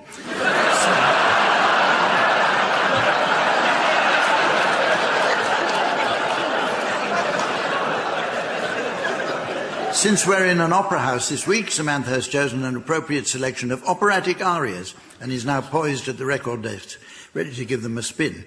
You should sing along with the records teams until at my signal Samantha turns the volume down. If on the music's return you're within a cheesy quaver of the original, I'll be awarding points, and points mean prizes. Yay! What? This week's prize is just the thing to delight the domestic fowl enthusiast who likes his chickens to be woken with a touch of luxury. It's this lovely electric tease maid with built-in alarm cluck. Right, we'll start with you, Graeme. I'd like you to accompany Jose Van Dam singing the Toreador song from Bizet's Carmen. Toreador, Toreador, ils sont bien, oui, sont gens combattants, que l'œil noir te regarde, et que l'amour t'attend, Toreador. L'amour t'attend. Toreador en garde. Toreador, Toreador. Ils sont bien mis, sont gens combattants. Que l'œil noir te regarde. Et que l'amour t'attend. Toreador. L'amour t'attend.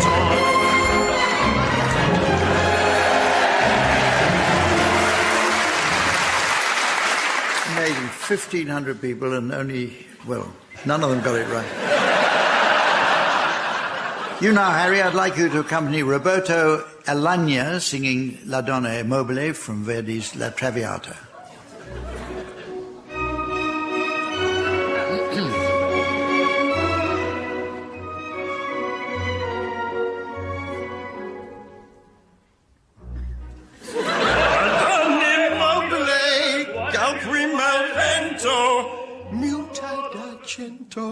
E di pensiero sempre amabile, leggiadro visa, in pianto in riso, immenso nero, la donna immobile, calpui malvento, muta d'argento, e di pensiero.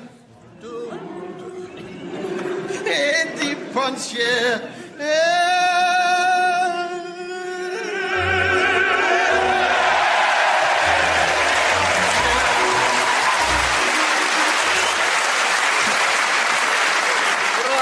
Bravo. Tim, now, would you please accompany Victoria de Los Angeles singing the Habanera from Bizet's Carmen.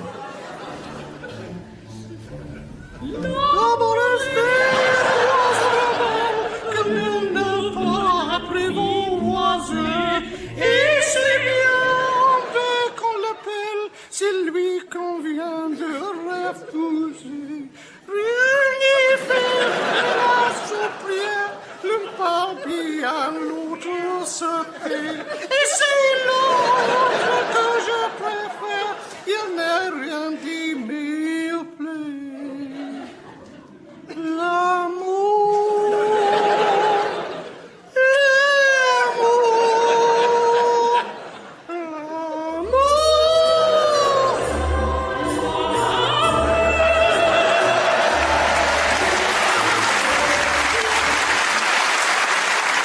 Finally, Barry, would you please accompany Luciano Pavarotti singing Nessun Dorma from Puccini's Turandot? Best of luck, Barry. Thank you.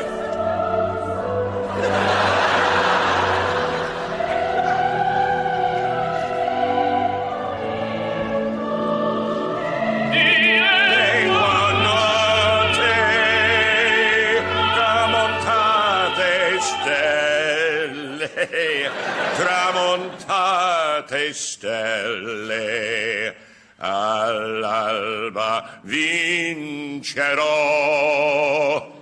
vincerò, vincerò.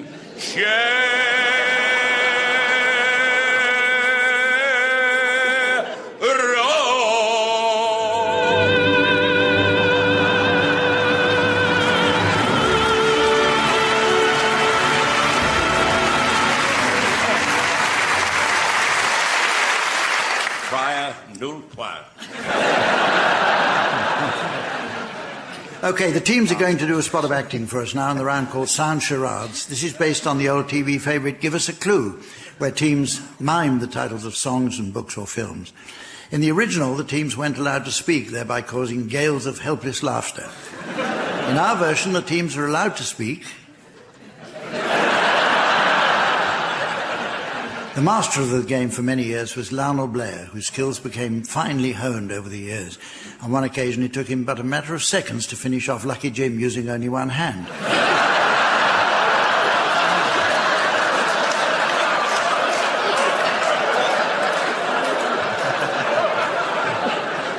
OK, Tim and Harry, you're to start, please, and your title's now being exhibited on the laser display screen. For listeners at home, here's the mystery voice. The Long Good Friday. The Long Good Friday. Off you go. It's 4 words, and it's a film. Is it anything else, Harry? A DVD? Probably. Possibly a video. Quite likely. And it goes like this. Cool. It's really dragging today, isn't it? Never mind, day after tomorrow, it's Easter Sunday. True.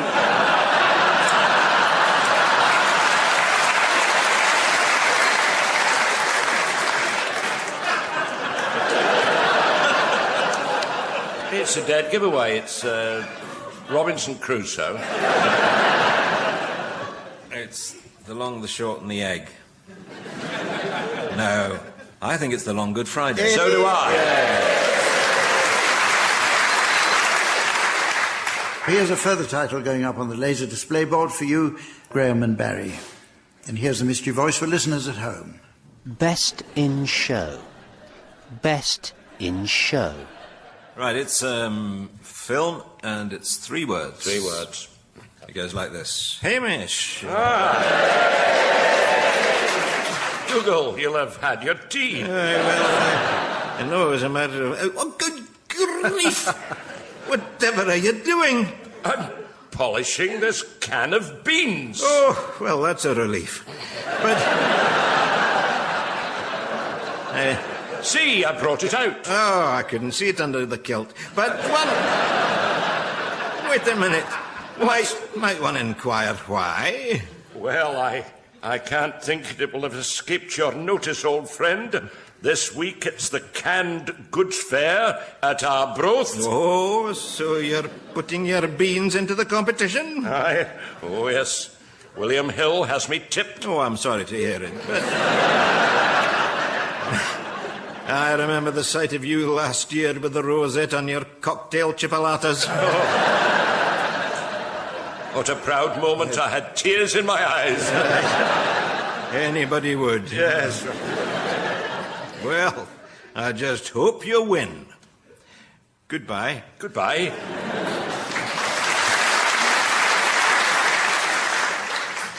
Tins. Beans. I'm nowhere near this, are you? No. Cans of beans is... and...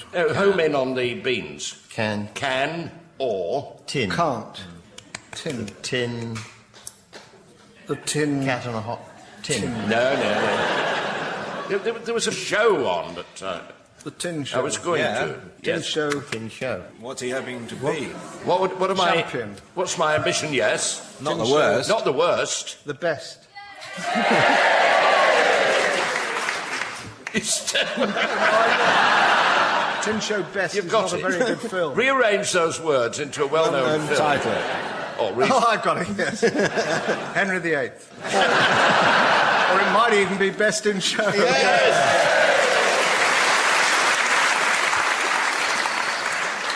It's now time to play the game called Mornington Crescent. But first, following our appeal for more listener reaction, I see we've received over 700 letters this week, and they come from a Mrs. Trellis of North Wales. She writes in one, and in fact all the others, Dear David Dickinson,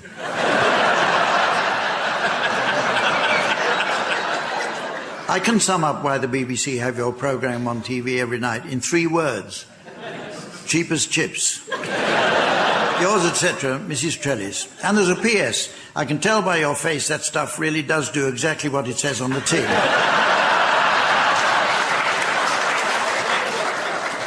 Right, as this is Harry's first ever game of Mornington Crescent, we'll be playing the special children's junior version.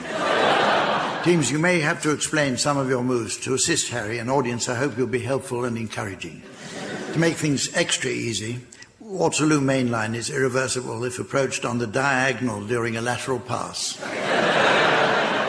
Actually, that almost makes it pointless playing, doesn't it? Well... No, it doesn't. No, I don't. We've got to be fair. Well, yeah, there's fair and fair. I mean... But they have widened the tunnel. Look, keep out of this, young man. No, I think... and we'll play it anyway, see how it goes. Yeah, but it's an overreaction. It's made it too basic. Later, Harry. All right, well, we'll see how we go anyway. Tim, you can start. Kensington Park Gardens. I did that because it's a good one. Oxford Circus. Trying to help. Yeah, well... No. Don't get a thing about it, just deep breaths. Hounslow West. No. Well, dear. no. Well... No, bless him. Graeme, don't... He can take it back. You let him take it back. Revoke They it. widened the tunnel. Eamon Holmes did the opening But don't be ceremony. clever. No. We're not at home to Mrs. Cheeky.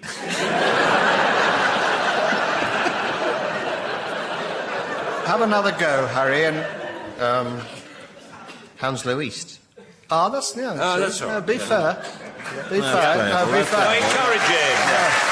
No, well done. That's very good. Well done, very well done. It wasn't approached on the diagonal. Well, you can say that. Oh, It no, it's wasn't. too It harsh. just wasn't. Was not.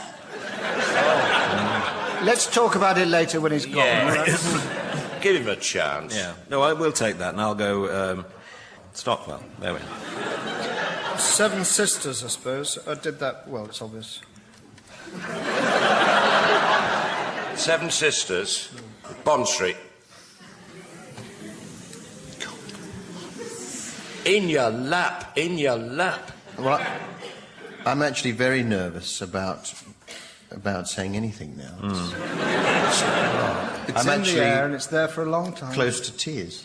Well, can you get him his little cat puppet? He'll cheer up then. It's not a puppet. Don't spoil it for the band. Great Portland Street. Very good. Thank you. Yes, very good. You with your mocking. Very good. All right, yes. Oval. Mornington Crescent. Thanks, Oh, Harry. no. Thank you. That was very clever. No, fair dues. Well, I still say it wasn't approached on the diagonal. Oh, please. Never mind. We'll go on. The next game is called What's the Link? I'll present the teams with a series of names from various list-based trivia books which I have had thoroughly researched and shamelessly pillaged. The teams should try to guess what these people have in common. So, for example, if I were to list Gordon Brown, Charlotte Green, Lionel Blue and Cilla Black, the teams would immediately work out that they were all named after snooker balls.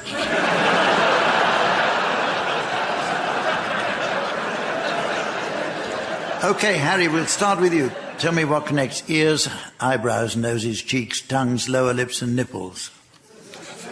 That's The Bashful Person's Guide to Foreplay. Or Michael Jackson's litter bin. Well, it says here they're the most frequently pierced body parts. Does that mean over and over again? I'm frequently pierced. You're always pierced. Graeme, now, can you tell us what links the following? Sir Arthur Conan Doyle, Gregory Peck, Aristotle, a loaf of bread and the boat race. This is rhyming slang, isn't it? Aristotle bottle, loaf of bread head, boat race face. Gregory Peck, rhyming slang for wreck. And the rhyming slang equivalent for Sir Arthur Conan Doyle is contraceptive coil. As in, my girlfriend's been fitted with a Sir Arthur.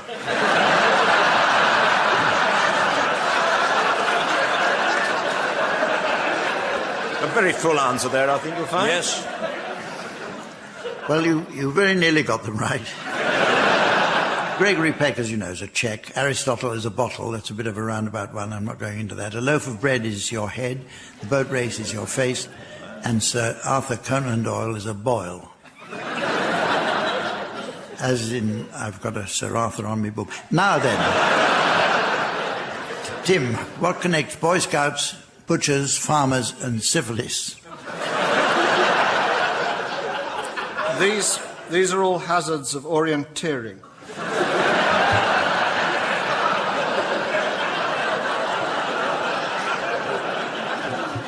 St. George is patron saint of all of them. Boy Scouts, butchers, farmers, and syphilis. Patron saint of syphilis? Well, It's not the sort of saint I want. You imagine Syphilis Day. That's the correct answer. How did St. George find out about Boy Scouts? I think the pieces are falling into place now. You're talking to me as if I compiled the bloody book. Barry, how about you? Can you please connect God, pudding, Charlie's, cheese, and beards? This is the Reader's Digest version of the Old Testament. God, obviously. Pudding, manna from heaven, in its original form. Charlie's, Jezebel and subsequent temptresses. And beards, practically everybody.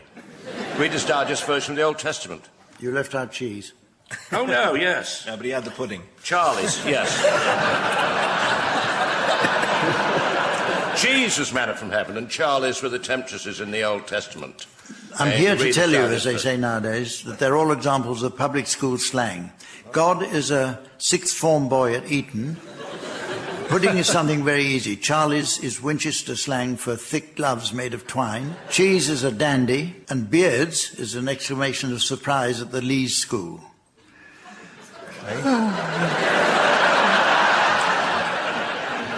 I'm just thinking, I was in the sixth form at Eton, and I seem to have missed out somewhere. Were you a fag? I was Lord Carrington's fag. Good and I gracious. told an interviewer on American television, coast to coast.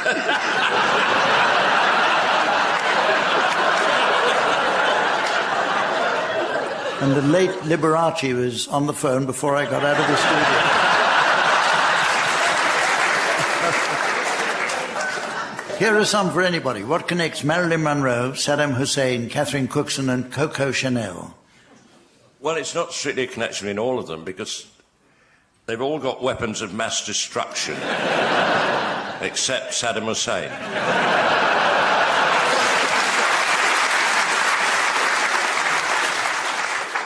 No, they were all born out of wedlock. Good Lord. Is that in Derbyshire? What connects a goldfish, a weasel, a chicken, a Mars bar, and Barry Cryer? They've all been battered in a Glasgow chip shop.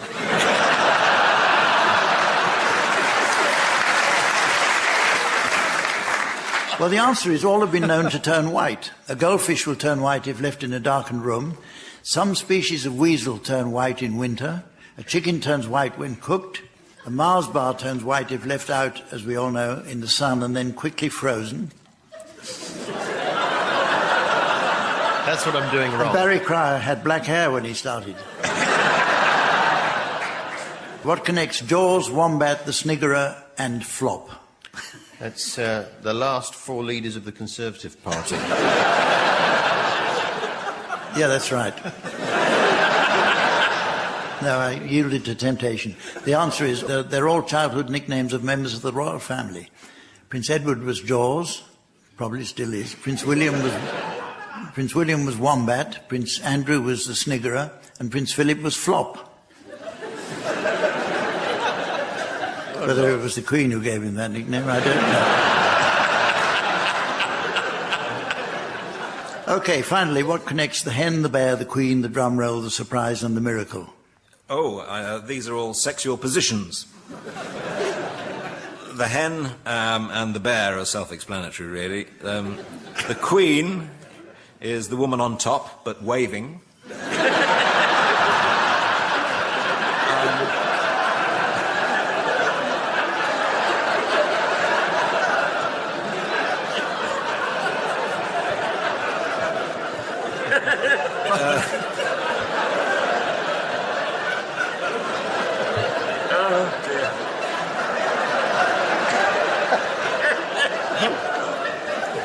Go on. Well, I thought it was. Well, the drum roll is one strictly for exhibitionists. Surprise, also known as the soap in the shower, and the miracle that I don't think we need expand upon, even if we could. They're all symphonies by Haydn. And so, ladies and gentlemen, as the crocodile of time attacks the Australian of hope, and the primary school teacher of eternity tells them not to be so rude to tourists, I notice it's the end of the show. So from the team Samantha, myself and the fine folk of Buxton, it's goodbye. Tim Brooke-Taylor, Barry Cryer, Graeme Garden and Harry Hill were being given silly things to do by Humphrey Lyttleton, with Colin setting some of them to music. The programme consultant was Ian Pattinson and the producer was John Naismith.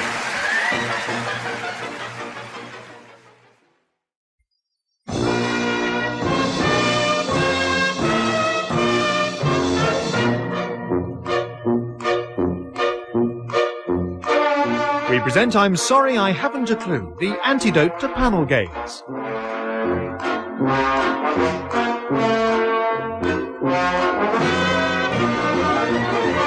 At the piano is Colin and your chairman is Humphrey Lyttleton.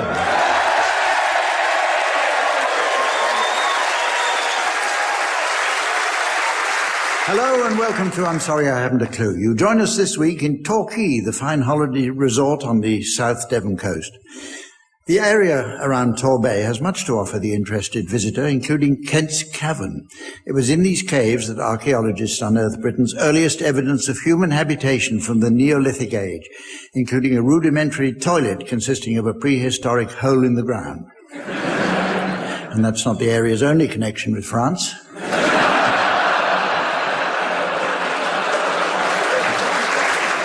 The modern town owes its expansion to the Napoleonic Wars, when Torbay was developed as a naval base. Admiral Lord Nelson was hospitalized in Torquay after losing an eye at the Battle of the Nile, and it was here that he famously remarked to his surgeons, "I'd give my right arm to have that eye back."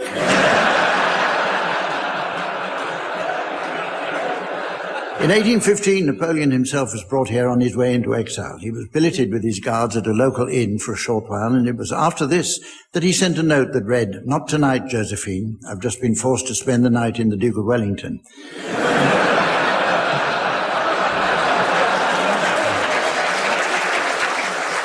The splendid Old Ways mansion was built at nearby Paynton by Isaac Singer, the American-born industrialist and sewing machine magnate. His son further developed the family's home, and as an early manufacturer of domestic freezers, became known as the world's first fridge magnate. Rudyard Kipling also lived at Paynton, and there wrote his immortal lines, "If you can keep your head when all about are losing theirs, then why not treat yourself to one of my exceedingly good cakes?"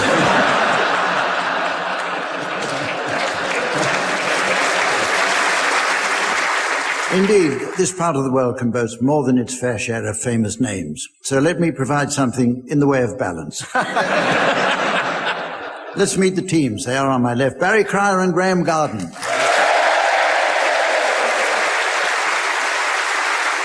And on my right, Tim Brooke-Taylor and Jeremy Hardy. And please welcome our lovely scorer who keeps a steady hand on the team's points. The ever-willing Samantha.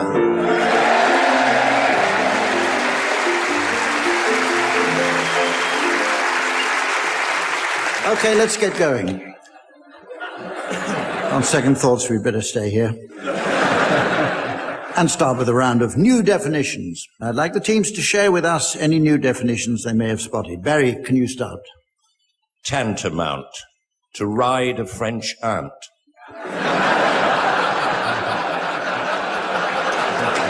Don't knock it till you've tried it. Graeme? Direct. Ruined by a Welshman.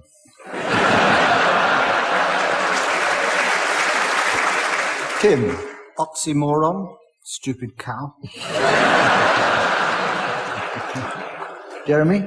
Copulate, the time it takes the police to show up in an emergency.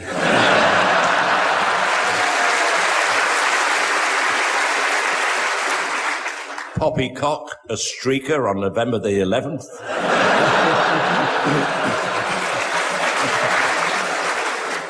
Hemorrhage, a line of piles.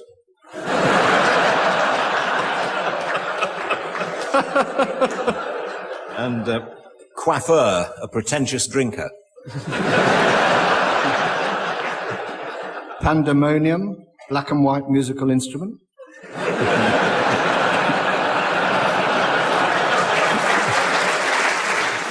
Mosquito, a tiny place of Muslim worship.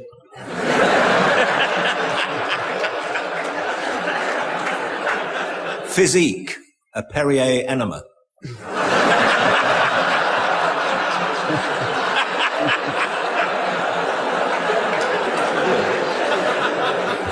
Thermidor, a Spanish lobster fighter.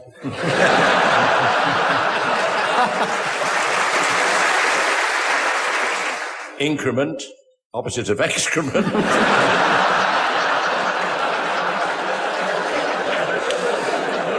Inclement, Freudian slip.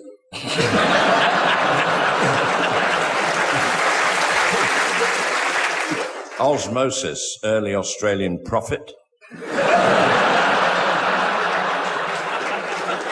Pistachio, to draw a moustache on a poster when you're under the influence of drink.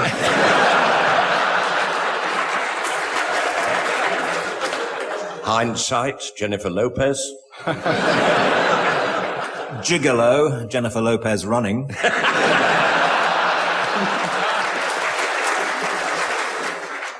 Delectable, Ian Duncan Smith.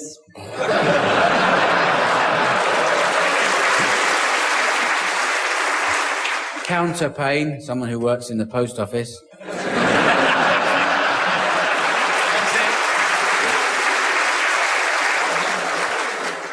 Okay. The teams are going to sing for us now in the round called One Song to the Tune of Another.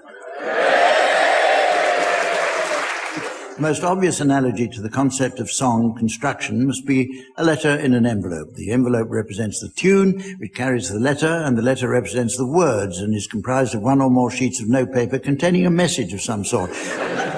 But I sense the teams are missing the point here, as there's another vital element, the stamp. A postage stamp to the correct value must be attached. That is, if you define value as paying 28p for a 1 in 4 chance of having your mail lost. The postage stamp represents that third essential component, a musical instrument, and must be stuck in exactly the correct position. Fortunately, we have with us someone who knows exactly where he can stick it. At the piano, Colin Sell.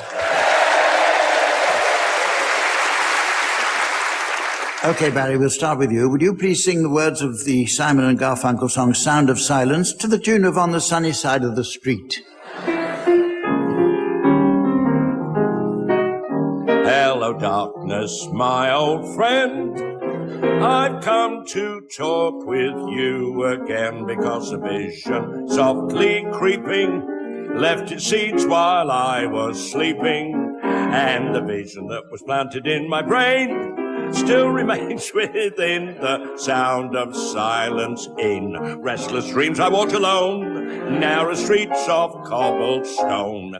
Neath the halo of a street lamp, I turned my collar to the cold and damp, when my eyes were stabbed by the flash of a neon light that split the night and touched the sound of silence in the naked light. I saw, God let it end, 10,000 people, maybe more. People talking without speaking, people hearing without listening.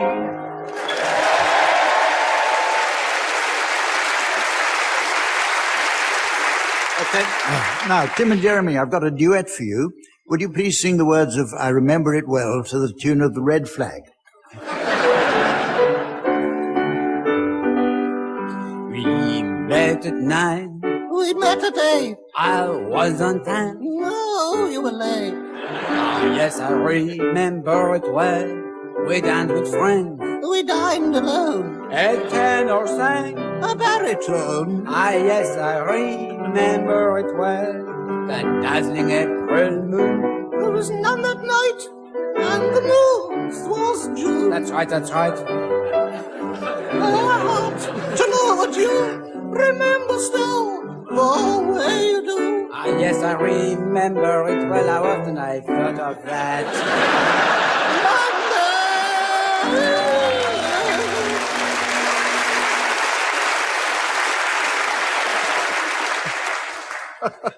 Never mind. Too slick. Finally, Graeme, would you sing the words of Chim Chim Cheree to the tune of Mona Lisa?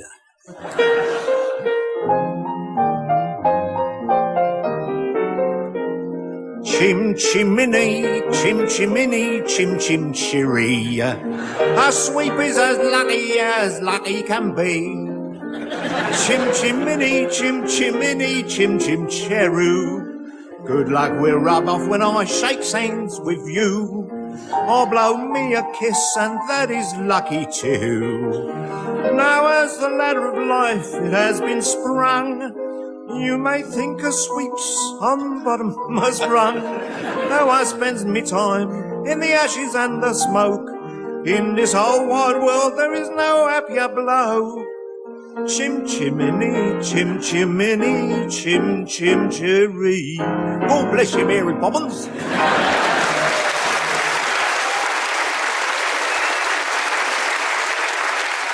The next game is called I'm a Celebrity, Let Me In. It's just like I'm a Celebrity, Get Me Out of Here, but with the neat reversal of being about celebrities. I understand that these types of program are what are known in the business as reality TV. Well, if being trapped in a tropical swamp with Anthony Worrell Thompson and Christine Hamilton is reality, then I say pass them mind-altering drugs.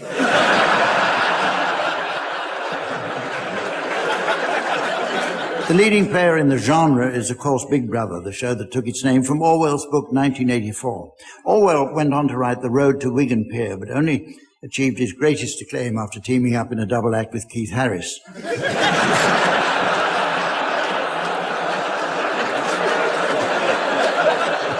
In our reality show, Team A will be themselves, and they've advertised for celebrities to share their flat. Team B will pretend to be these famous celebrities while the other team interviews them to assess their suitability. Okay, Barry and Graeme, you can start by pretending to be Michael Winner and Peter Snow, applying to flat share with Tim and Jeremy. Off you go. Well, both of you, welcome. Thank you. Thank you very much, And How nice of you to say that, Mr. Snow. What sort of rent were you thinking of paying? The money is immaterial to me. Well, I was hoping a very reasonable rent, something between 50, 60, swinging one way or the other, between 5% either way, really. And would you be able to give us references? I need no references. My face is my passport. Yeah, it looks like it's been stamped on. I go to tables, not to restaurants. These are impertinent questions. Oh, so you won't be wanting to use the kitchen then at all? Kitchen? I have people who do that sort of thing. Well, I'd like to use the kitchen if I might, because I'd like to redecorate it a little bit. This wall here, for example, half of it here, painted red, the other half representing the Tories, painted blue, and a swing of 10% either way. Here it goes. There it goes. Either way, red creeping along the wall, and the Tories have taken the serving hatch. Just a bit of fun.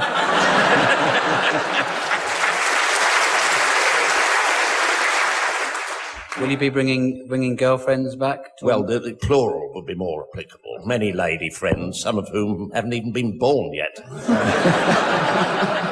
I'm looking for a pied-à-terre, somewhere to take the weight off my ego. Perhaps we'll let you know. Well, that's very kind. We'd like a decision right now, please. I'm sure you would. Goodbye. Sheer impertinence. Okay, your turn now, Tim and Jeremy. I'd like you to pretend to be the Queen and Ozzy Osbourne, applying to flat share with you, Barry and Graeme. Okay, off you go. I say, what a lovely couple you are. I give it 3 weeks. Now, and the rent. What's rent? Ah, understandable. It won't be a problem for me. I'm an international rock star. It's not going to be a problem to rent. This is a quiet neighbourhood, Mr. Osborne. I hope there's not any undue noise. I can't hear anything, don't worry. I can't hear a thing. Do you have a regular job? Yes, but we're never quite sure what it is. What are the hours? I've got a son that's thinking of taking over, but Charles will never be king.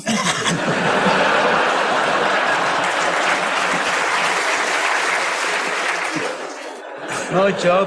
You want to know about my job? I'm the Prince of...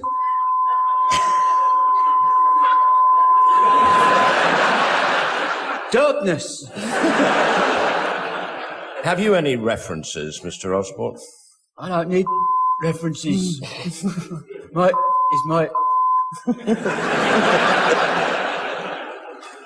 How about you, ma'am? 2. You're right.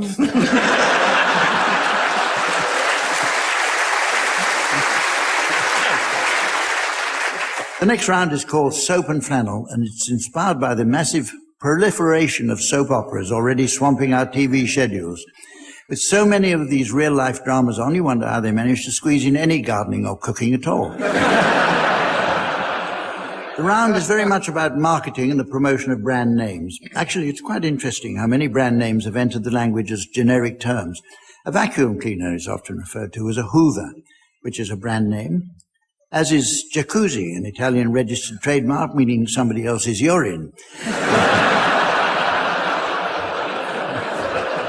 In Soap and Flannel, each team will perform a short version of a popular soap, the object being to plug surreptitiously as many products as possible.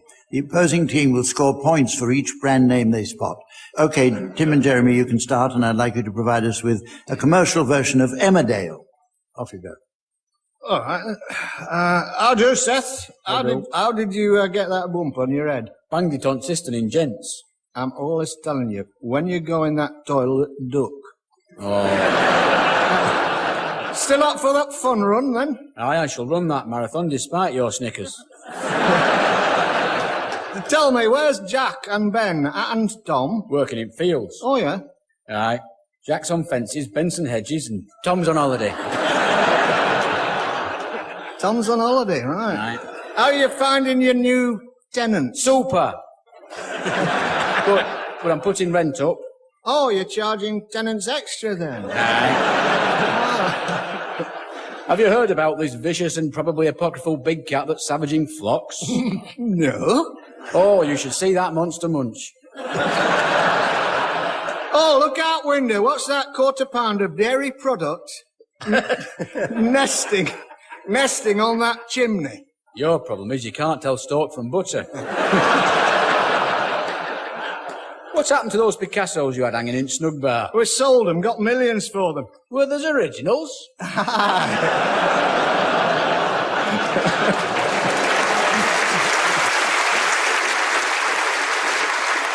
I'd best be going. Why? I've got to drive my new Audi A8 1.9 TDI down to Specsavers. Well, which way were you thinking of going? Oh, past Woolworths, Boots, Starbucks, McDonald's, Starbucks. Okay, Barry and Graeme, how many did you spot? 2. Jolly good. Okay, well, it's your turn now, Barry and Graeme. I'd like you to provide us, please, with a commercial version of EastEnders. Jim. Oh, hello, Phil. I ain't seen you around the Vic.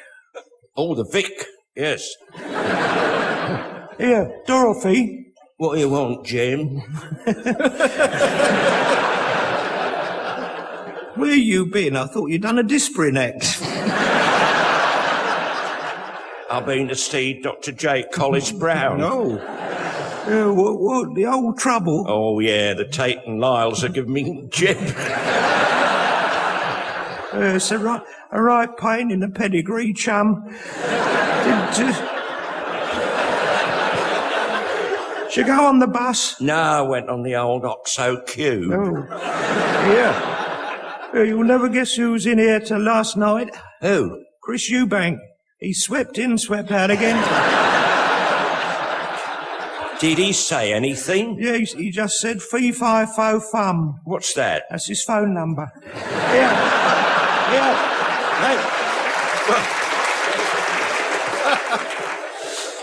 Here, Dot, any chance you might bestow your favours on me tonight? No chance, but Marmite.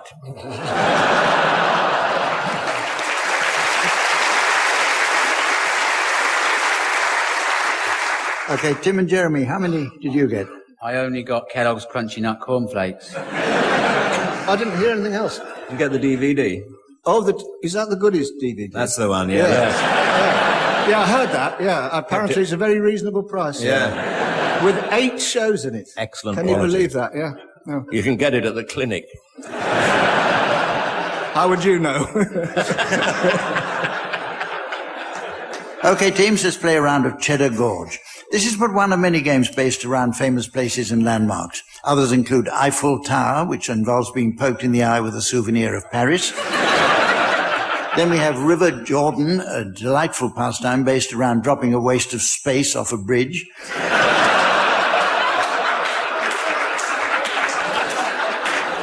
And, of course, we mustn't forget Gobi Desert, a revolting game which involves spitting into a bowl of custard.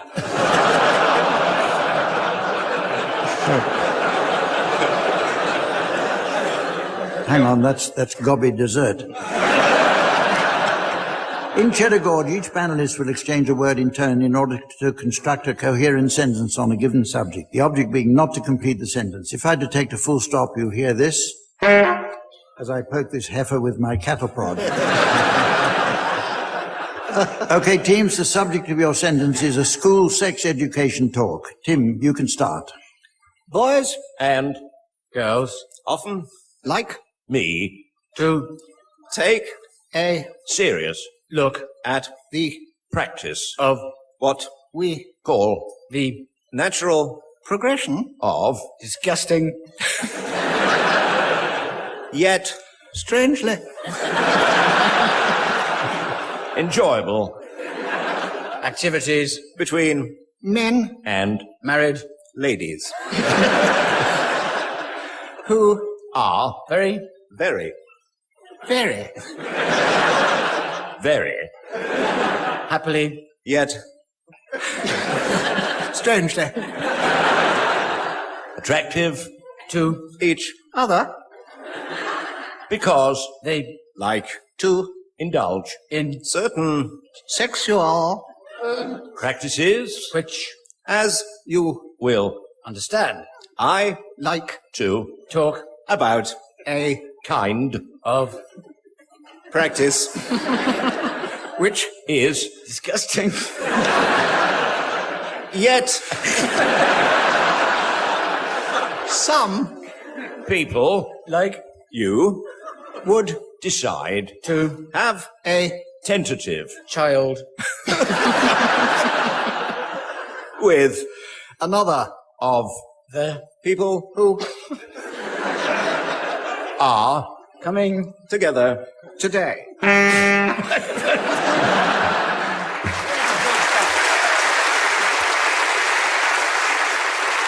We have another musical round now with Swanee Kazoo, where the teams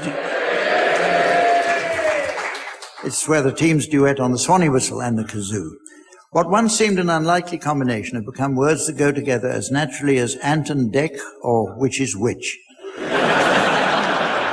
Piano accompaniment will be provided as ever by Colin Sell. Colin was telling us earlier that he recently performed Mozart's horn concertos in A and E until he was assaulted by one of the patients.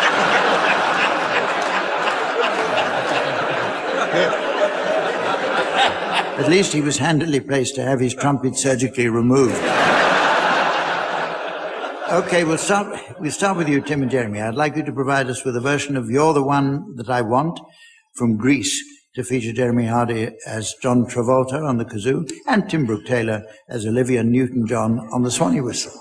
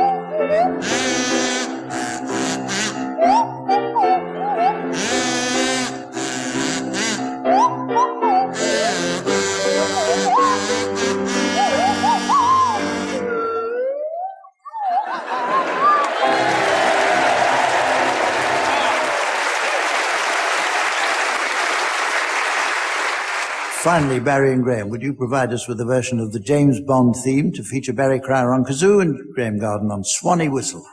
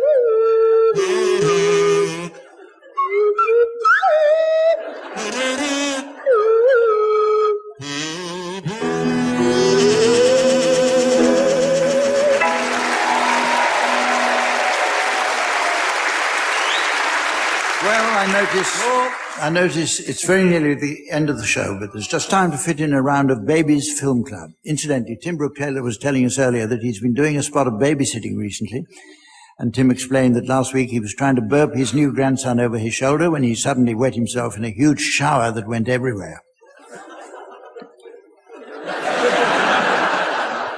Never mind, Tim, it comes to all of us with age. So, teams, with that image fresh in your minds, I'd like you please to suggest movie titles that might appeal to an audience of babies, toddlers, and other preschool children. Graeme, will you start, please? The Silence of the Prams. The Sound of New Sick. Wind in the Pillows. The Italian Jobby. Cool Hand Puke. The greatest bedtime story ever told. Diaper Hard and Diaper Hard number 2. Prambo. Lock, Stock and Two Smoking Pampers.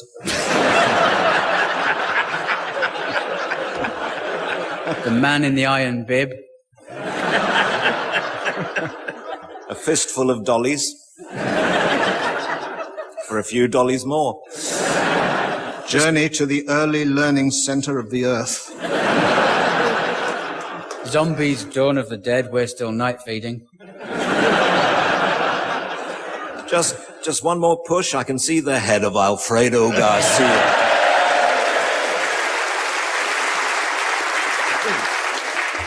And so, ladies and gentlemen, as the hamster of time spins round on the wheel of eternity, and the lorry driver of fate makes a mental note to scrape it off later,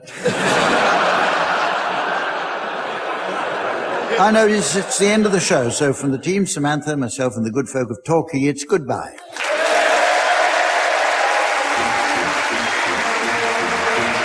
Barry Cryer, Graeme Garden, Jeremy Hardy and Tim Brooke-Taylor have been given Silly Things to Do by Humphrey Lyttleton, with Colin setting some of them to music. The programme consultant was Ian Pattinson, and the producer was John Naismith.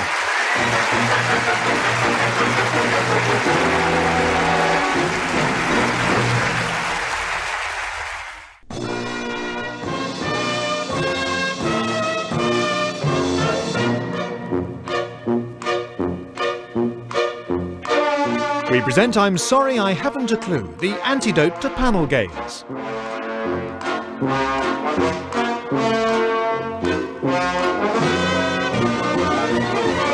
At the piano is Colin and your chairman is Humphrey Lyttleton.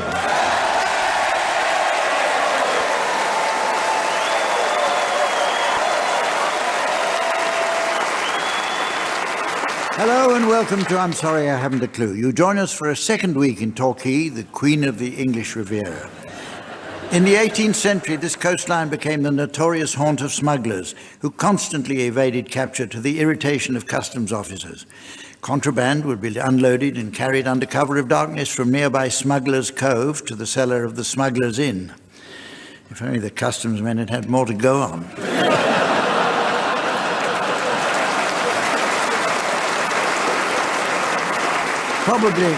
Probably Torquay's most famous daughter was the author and playwright Agatha Christie. Her stage drama, The Mousetrap, has been running continuously in the West End of London since 1952. But in those days, they did tend to write much longer plays. The Mousetrap was actually adapted from Christie's radio drama Three Blind Mice, but the title was later changed as everyone quickly worked out that it was the farmer's wife who did it.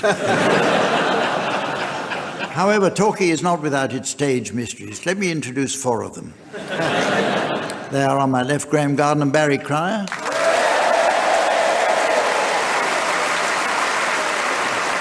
And on my right, Jeremy Hardy and Tim Brooke-Taylor.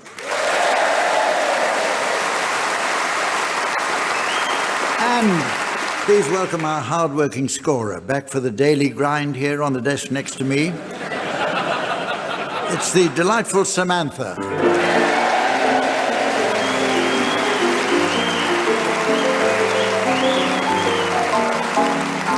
Okay, let's start with some famous first words.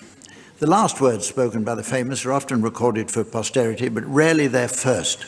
This is probably because no one knows whether a tiny baby is going to achieve fame in later life. Who could possibly have guessed at his birth that the infant Charles Philip Arthur George Windsor of Saxe-Coburg-Gotha would grow up to be an adulterous fox murderer?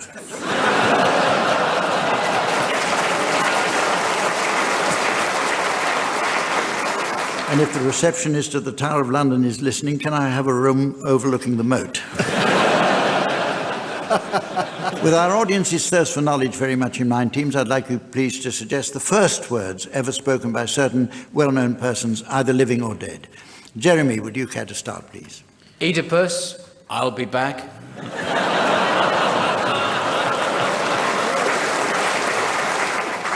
Graeme. That Geordie bloke off Big Brother. Day 1, and I've been evicted. Tim. Hans Blick.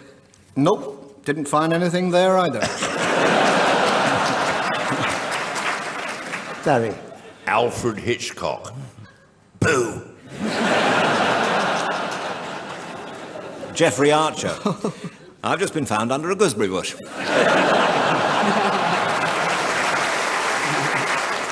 Sting. Da-do-do-do, da-da-da-da.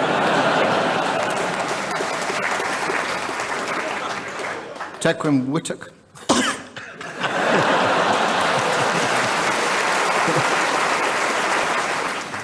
Vinnie Jones. Just try smacking me. Rolf Harris. Can you see what I am yet? Philip Larkin. Oh, thanks for nothing. Gordon Brown. Now, hang on, before I decide if I'm in or out, there are 5 tests to be met.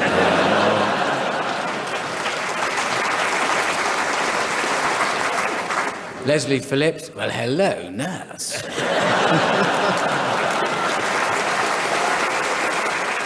Anne Robinson. Well, whose packet of 3 had more holes than St Andrews? Boutros Ghali. For heaven's sake, don't let the stuttering priest do the...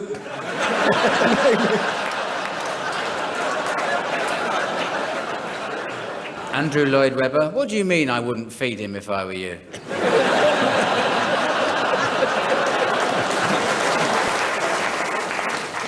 Rick Parfitt of Status Quo.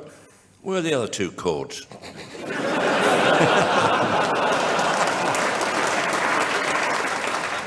Patrick Moore.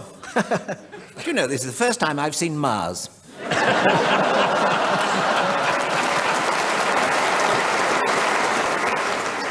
Okay, the teams are going to sing along now with a selection of well-known discs in the round called Pick-Up Song. Samantha tells me that down in the gramophone library there's been a spot of good-natured rivalry recently as she's been promoted ahead of the 2 kindly old archivists to become senior researcher. There wasn't, frankly, much competition for the post, and Samantha realizes the job fell in her lap. But the archivists never complain when she rubs their noses in it.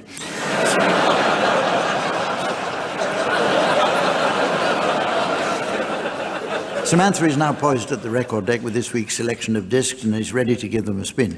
You should sing along, teams, until at my signal she turns the volume down, and if on the music's return you're within a gnat's crotchet of the original, I'll be awarding points. And points mean what ballet dancers stand on. What do points mean?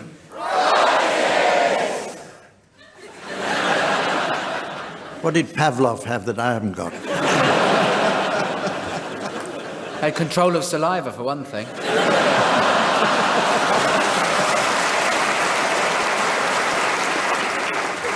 This week's prize will ideally suit every keen pastry cook whose storage space is too low. It's a bag of shelf-raising flour. Right, we'll start with you, Barry and Graeme. I'd like you to accompany Ray Charles and the Raylettes singing Hit the Road, Jack.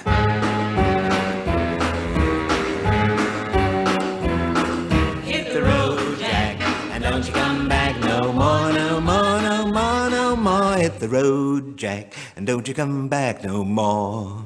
What'd you say? Hit the road, Jack, and don't you come back no more, no more, no more, no more. Hit the road, Jack, and don't you come back no more.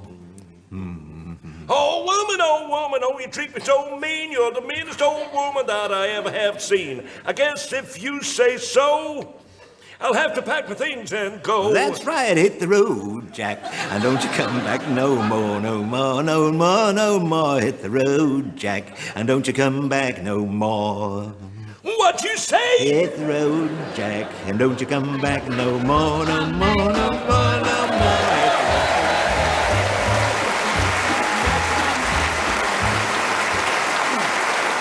Okay, Tim, now, would you please accompany controversial Russian duo Tattoo singing their recent number one, All the Things She Said.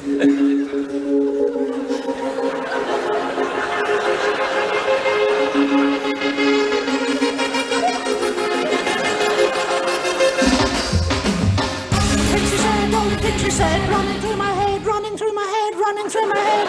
All the things she said, all the things she said, running through my head, running through my head, all the things she said. This is not enough.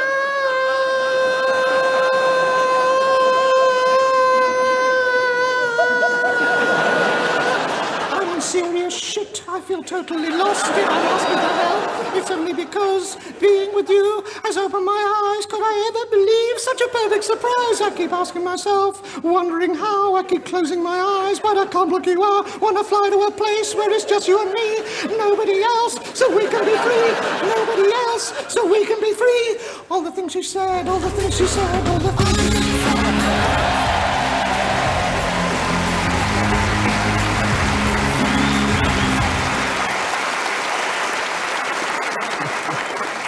Finally.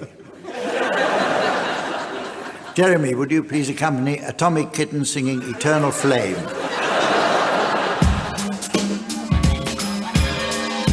Close your eyes, give me your hand, darling.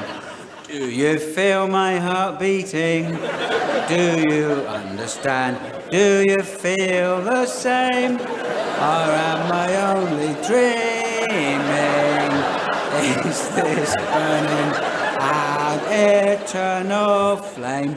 I believe it's meant to be, darling. I watch you when you are sleeping. You belong with me. Do you feel the same? Or am I only dreaming? Is this burning an eternal flame?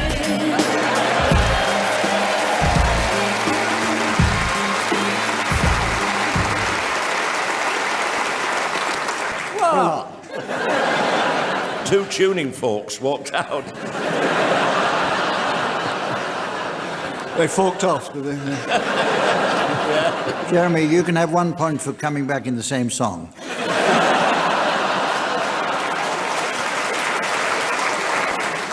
Time for some hot dramatic action now with sound charades. This is the game based on the old TV favourite called Give Us a Clue, where the players had to mime titles of books, films or plays against a strict time limit. Sadly, the show is no longer aired, but its stars still turn out at such events as celebrity cricket matches, which are not without their hazards. At the Oval last week, Una Stubbs nearly fainted in horror when she saw Donald Blair receive a full toss on the chest from Christopher Biggins.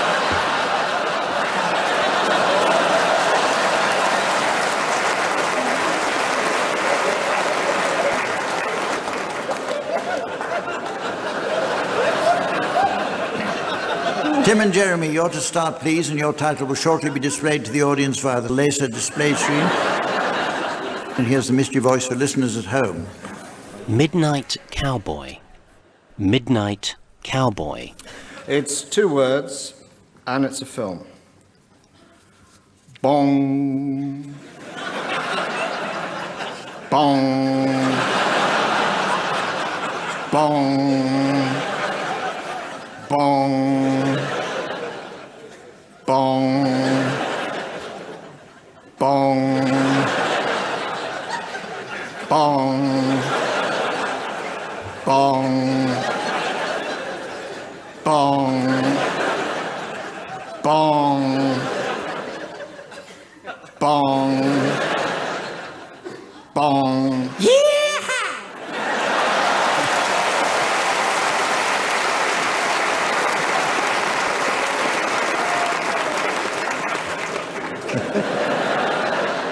Bong. Got into extra time. Oh, very good. Very good. Midnight Cowboy.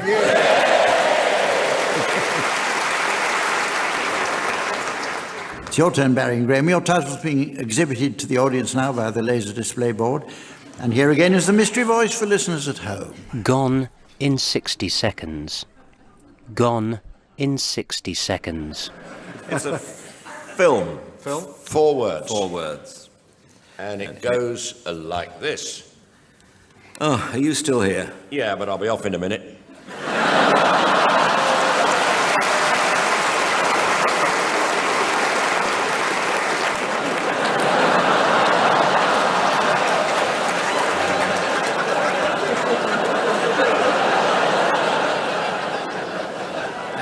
Battle of Algiers.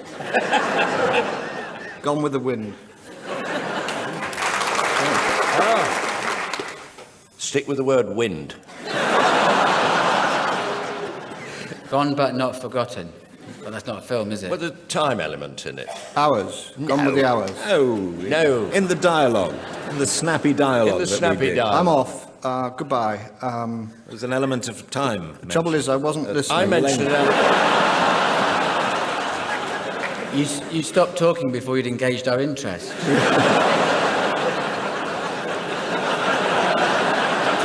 That was the theory, and it worked. Not hours. We didn't mention hours, did we? Minutes. No, we didn't mention hours. Minutes. Not Minutes. plural. Minute. Gone in a minute. What would be another way of Left saying in that? a minute. What would be another way of saying that? 60 seconds? Yes.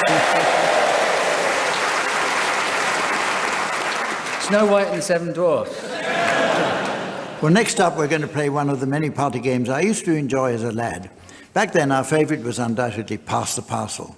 My pals and I would sit around taking turns to unwrap a large package, each of us eager to get at the gift inside.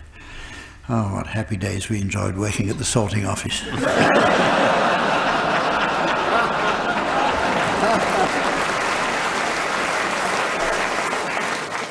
This week's party game is called Musical Chars. It's just like musical chairs, but with a 1-letter spelling mistake. So teams, think yourselves lucky you're not playing Beggar My Neighbour. Now,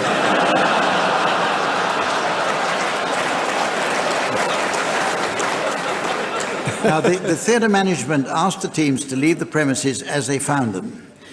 Actually, they asked them to leave the premises as soon as they found them. But anyway, this place is in a bit of a state and requires a good clean, so the teams have been provided with various cleaning implements to get the job done. Tim, you can have the vacuum cleaner. Thank you. Can I just get the plug out?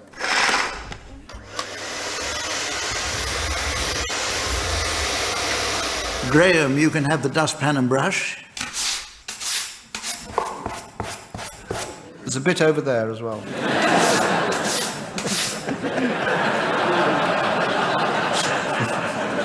Barry, you can have the mop and bucket. You spent most of your time there anyway.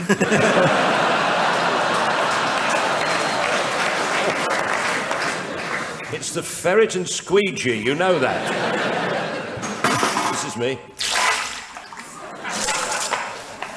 And Jeremy, you can have the spray, polish and assorted wipes.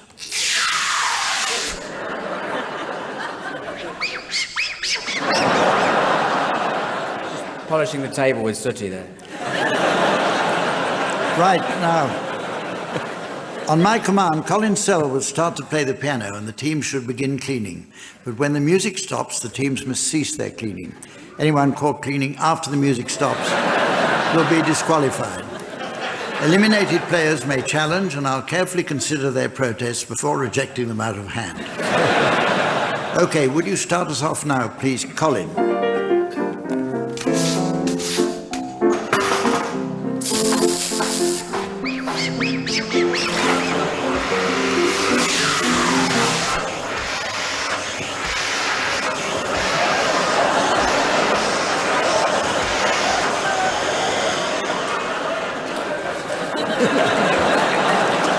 Tim, I think you've just overshot the runway there a little bit. There's a bit in the corner I'd missed. OK, I own up.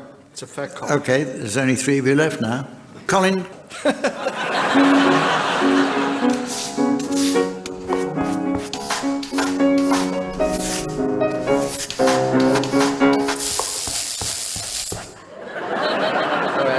I drank a lot of mineral water before the show. Was that you, Jeremy? I'm afraid it was. Well. I think this would be better on television. That leaves 2 of you. Yes. Let's hurry through this. Colin.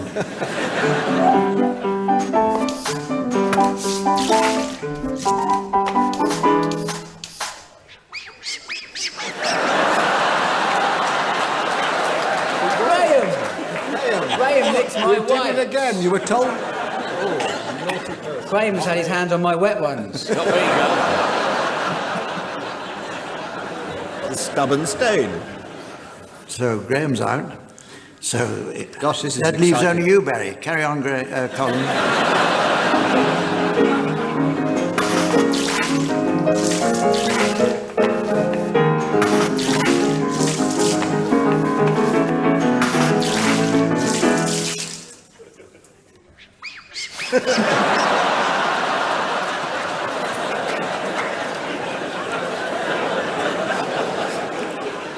Now we come to another of our ever-useful handy hint rounds. This week the teams will be addressing handy hints from Americans. As we'll be hearing a lot of Americanisms, I'd better explain some English equivalents, as misunderstandings can occur. For example, Americans call trousers pants, while braces are called suspenders. At a recent American embassy dinner, the invitation stated the dress code was pants and suspenders. So one can imagine everyone's surprise when Barry Cryer turned up in frilly knickers and fishnet stockings, as they'd never actually heard of him and certainly never sent him an invitation.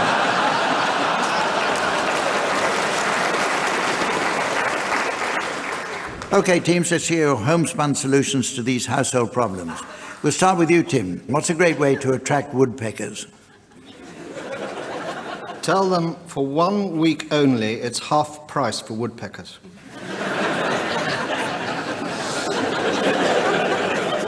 The answer is hang suet in your trees. It's like putting out a welcome woodpeckers sign.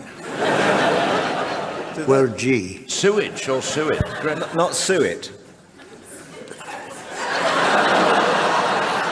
What did you think I said? Sewage. You've got shit hearing, that's your trouble.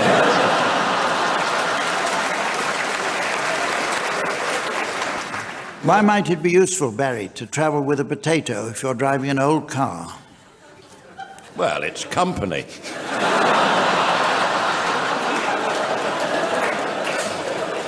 The answer is if windscreen wipers stop working, cut the potato in half and rub the face up and down the windscreen in front of the driver. For a short time, this prevents the pattern of drops which is impossible to see through. You can see perfectly well through the guy who's sitting on the bonnet rubbing the windscreen with a potato, I'm sure. Graeme, can you answer this? How might a book, a large bowl, some sunflower seeds and a slab of butter help me retrieve my escaped hamster? A book, a large bowl, some sunflower seeds, a slab of butter. Well, you could read a book while eating a large bowl of sunflower seeds, then wait till the hamster comes out and says, "What's the butter for?"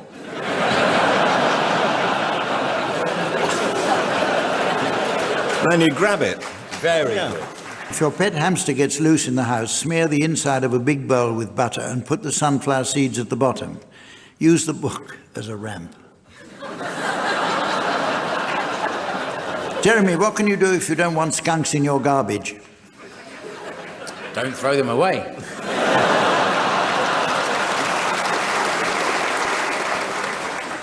The answer is pour bleach in, on or around the bag. Yeah, it is funny, isn't it?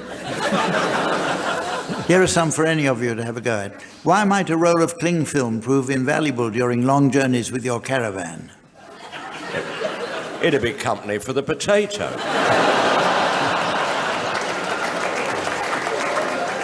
Very close, Barry. Put cling film over caravan windows when travelling, which can be removed at the end of the journey together with all the bugs. So you can clearly see the man with the potato. How about this? What's a good way to stop children being fussy about their food? Disguise it as snot.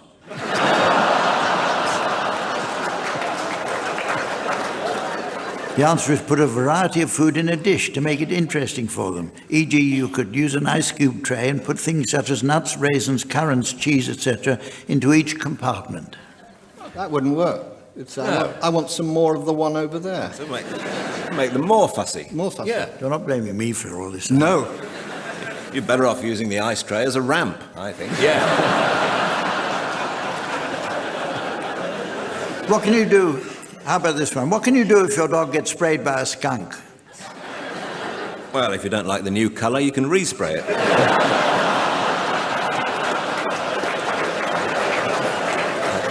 The answer is wash them with tomato juice. 2 large cans are sufficient for a larger dog. Spread it all over them and rub it in. Meanwhile, put the dog outside the house.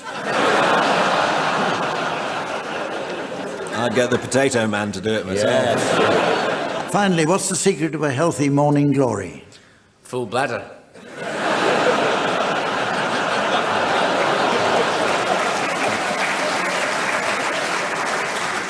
Well, the answer is nick each of the seeds with a pair of nail clippers to enhance germination.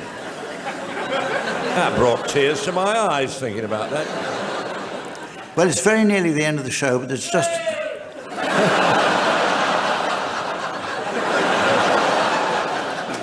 But it's just time to fit in a round of Pensioners' Songbook. Samantha tells me she needs to leave now. She's been nursing 2 elderly gentlemen who've been suffering from bed sores for some time. She says they'd like her to go in regularly to inspect their old chaps for any sign of improvement. And last week she had both of them up and out and waving through the window.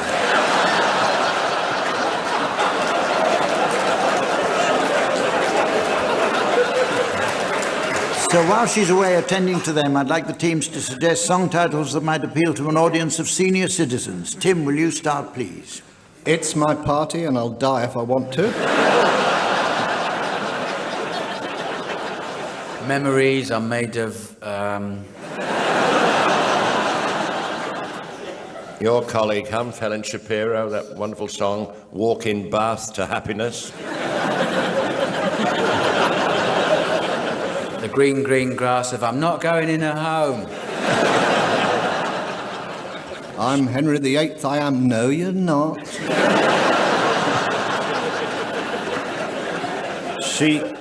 She wore an itsy-bitsy, teeny-weeny yellow polka dot rain hat. Sweet. Don't go breaking my hip.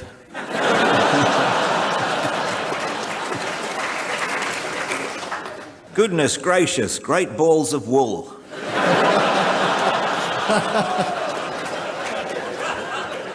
Whoops, here comes a whiz-bang.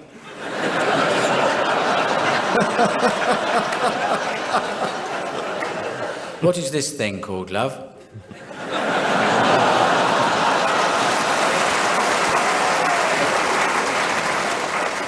It's all over my friend.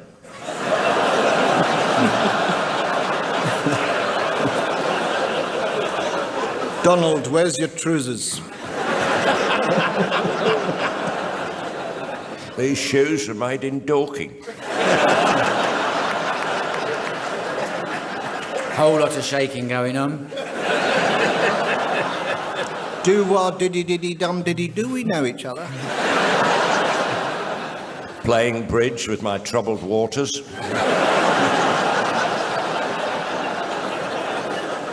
Wake me up before I go.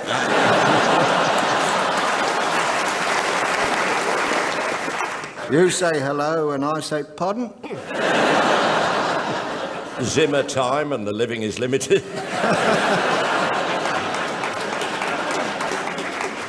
Speak up, little Susie.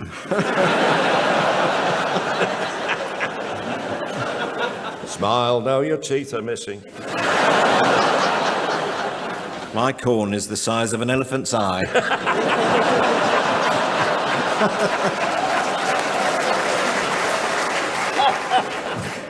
Well, I notice it's the end of the show, and indeed the end of another series.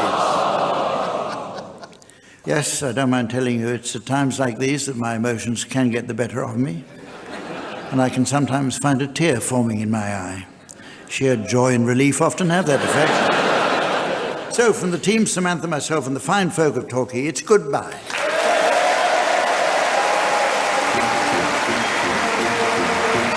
Barry Cryer, Graeme Garden, Jeremy Hardy and Tim Brooke-Taylor have been given Silly Things to Do by Humphrey Lyttleton, with Colin setting some of them to music. The programme consultant was Ian Pattinson and the producer was John Naismith.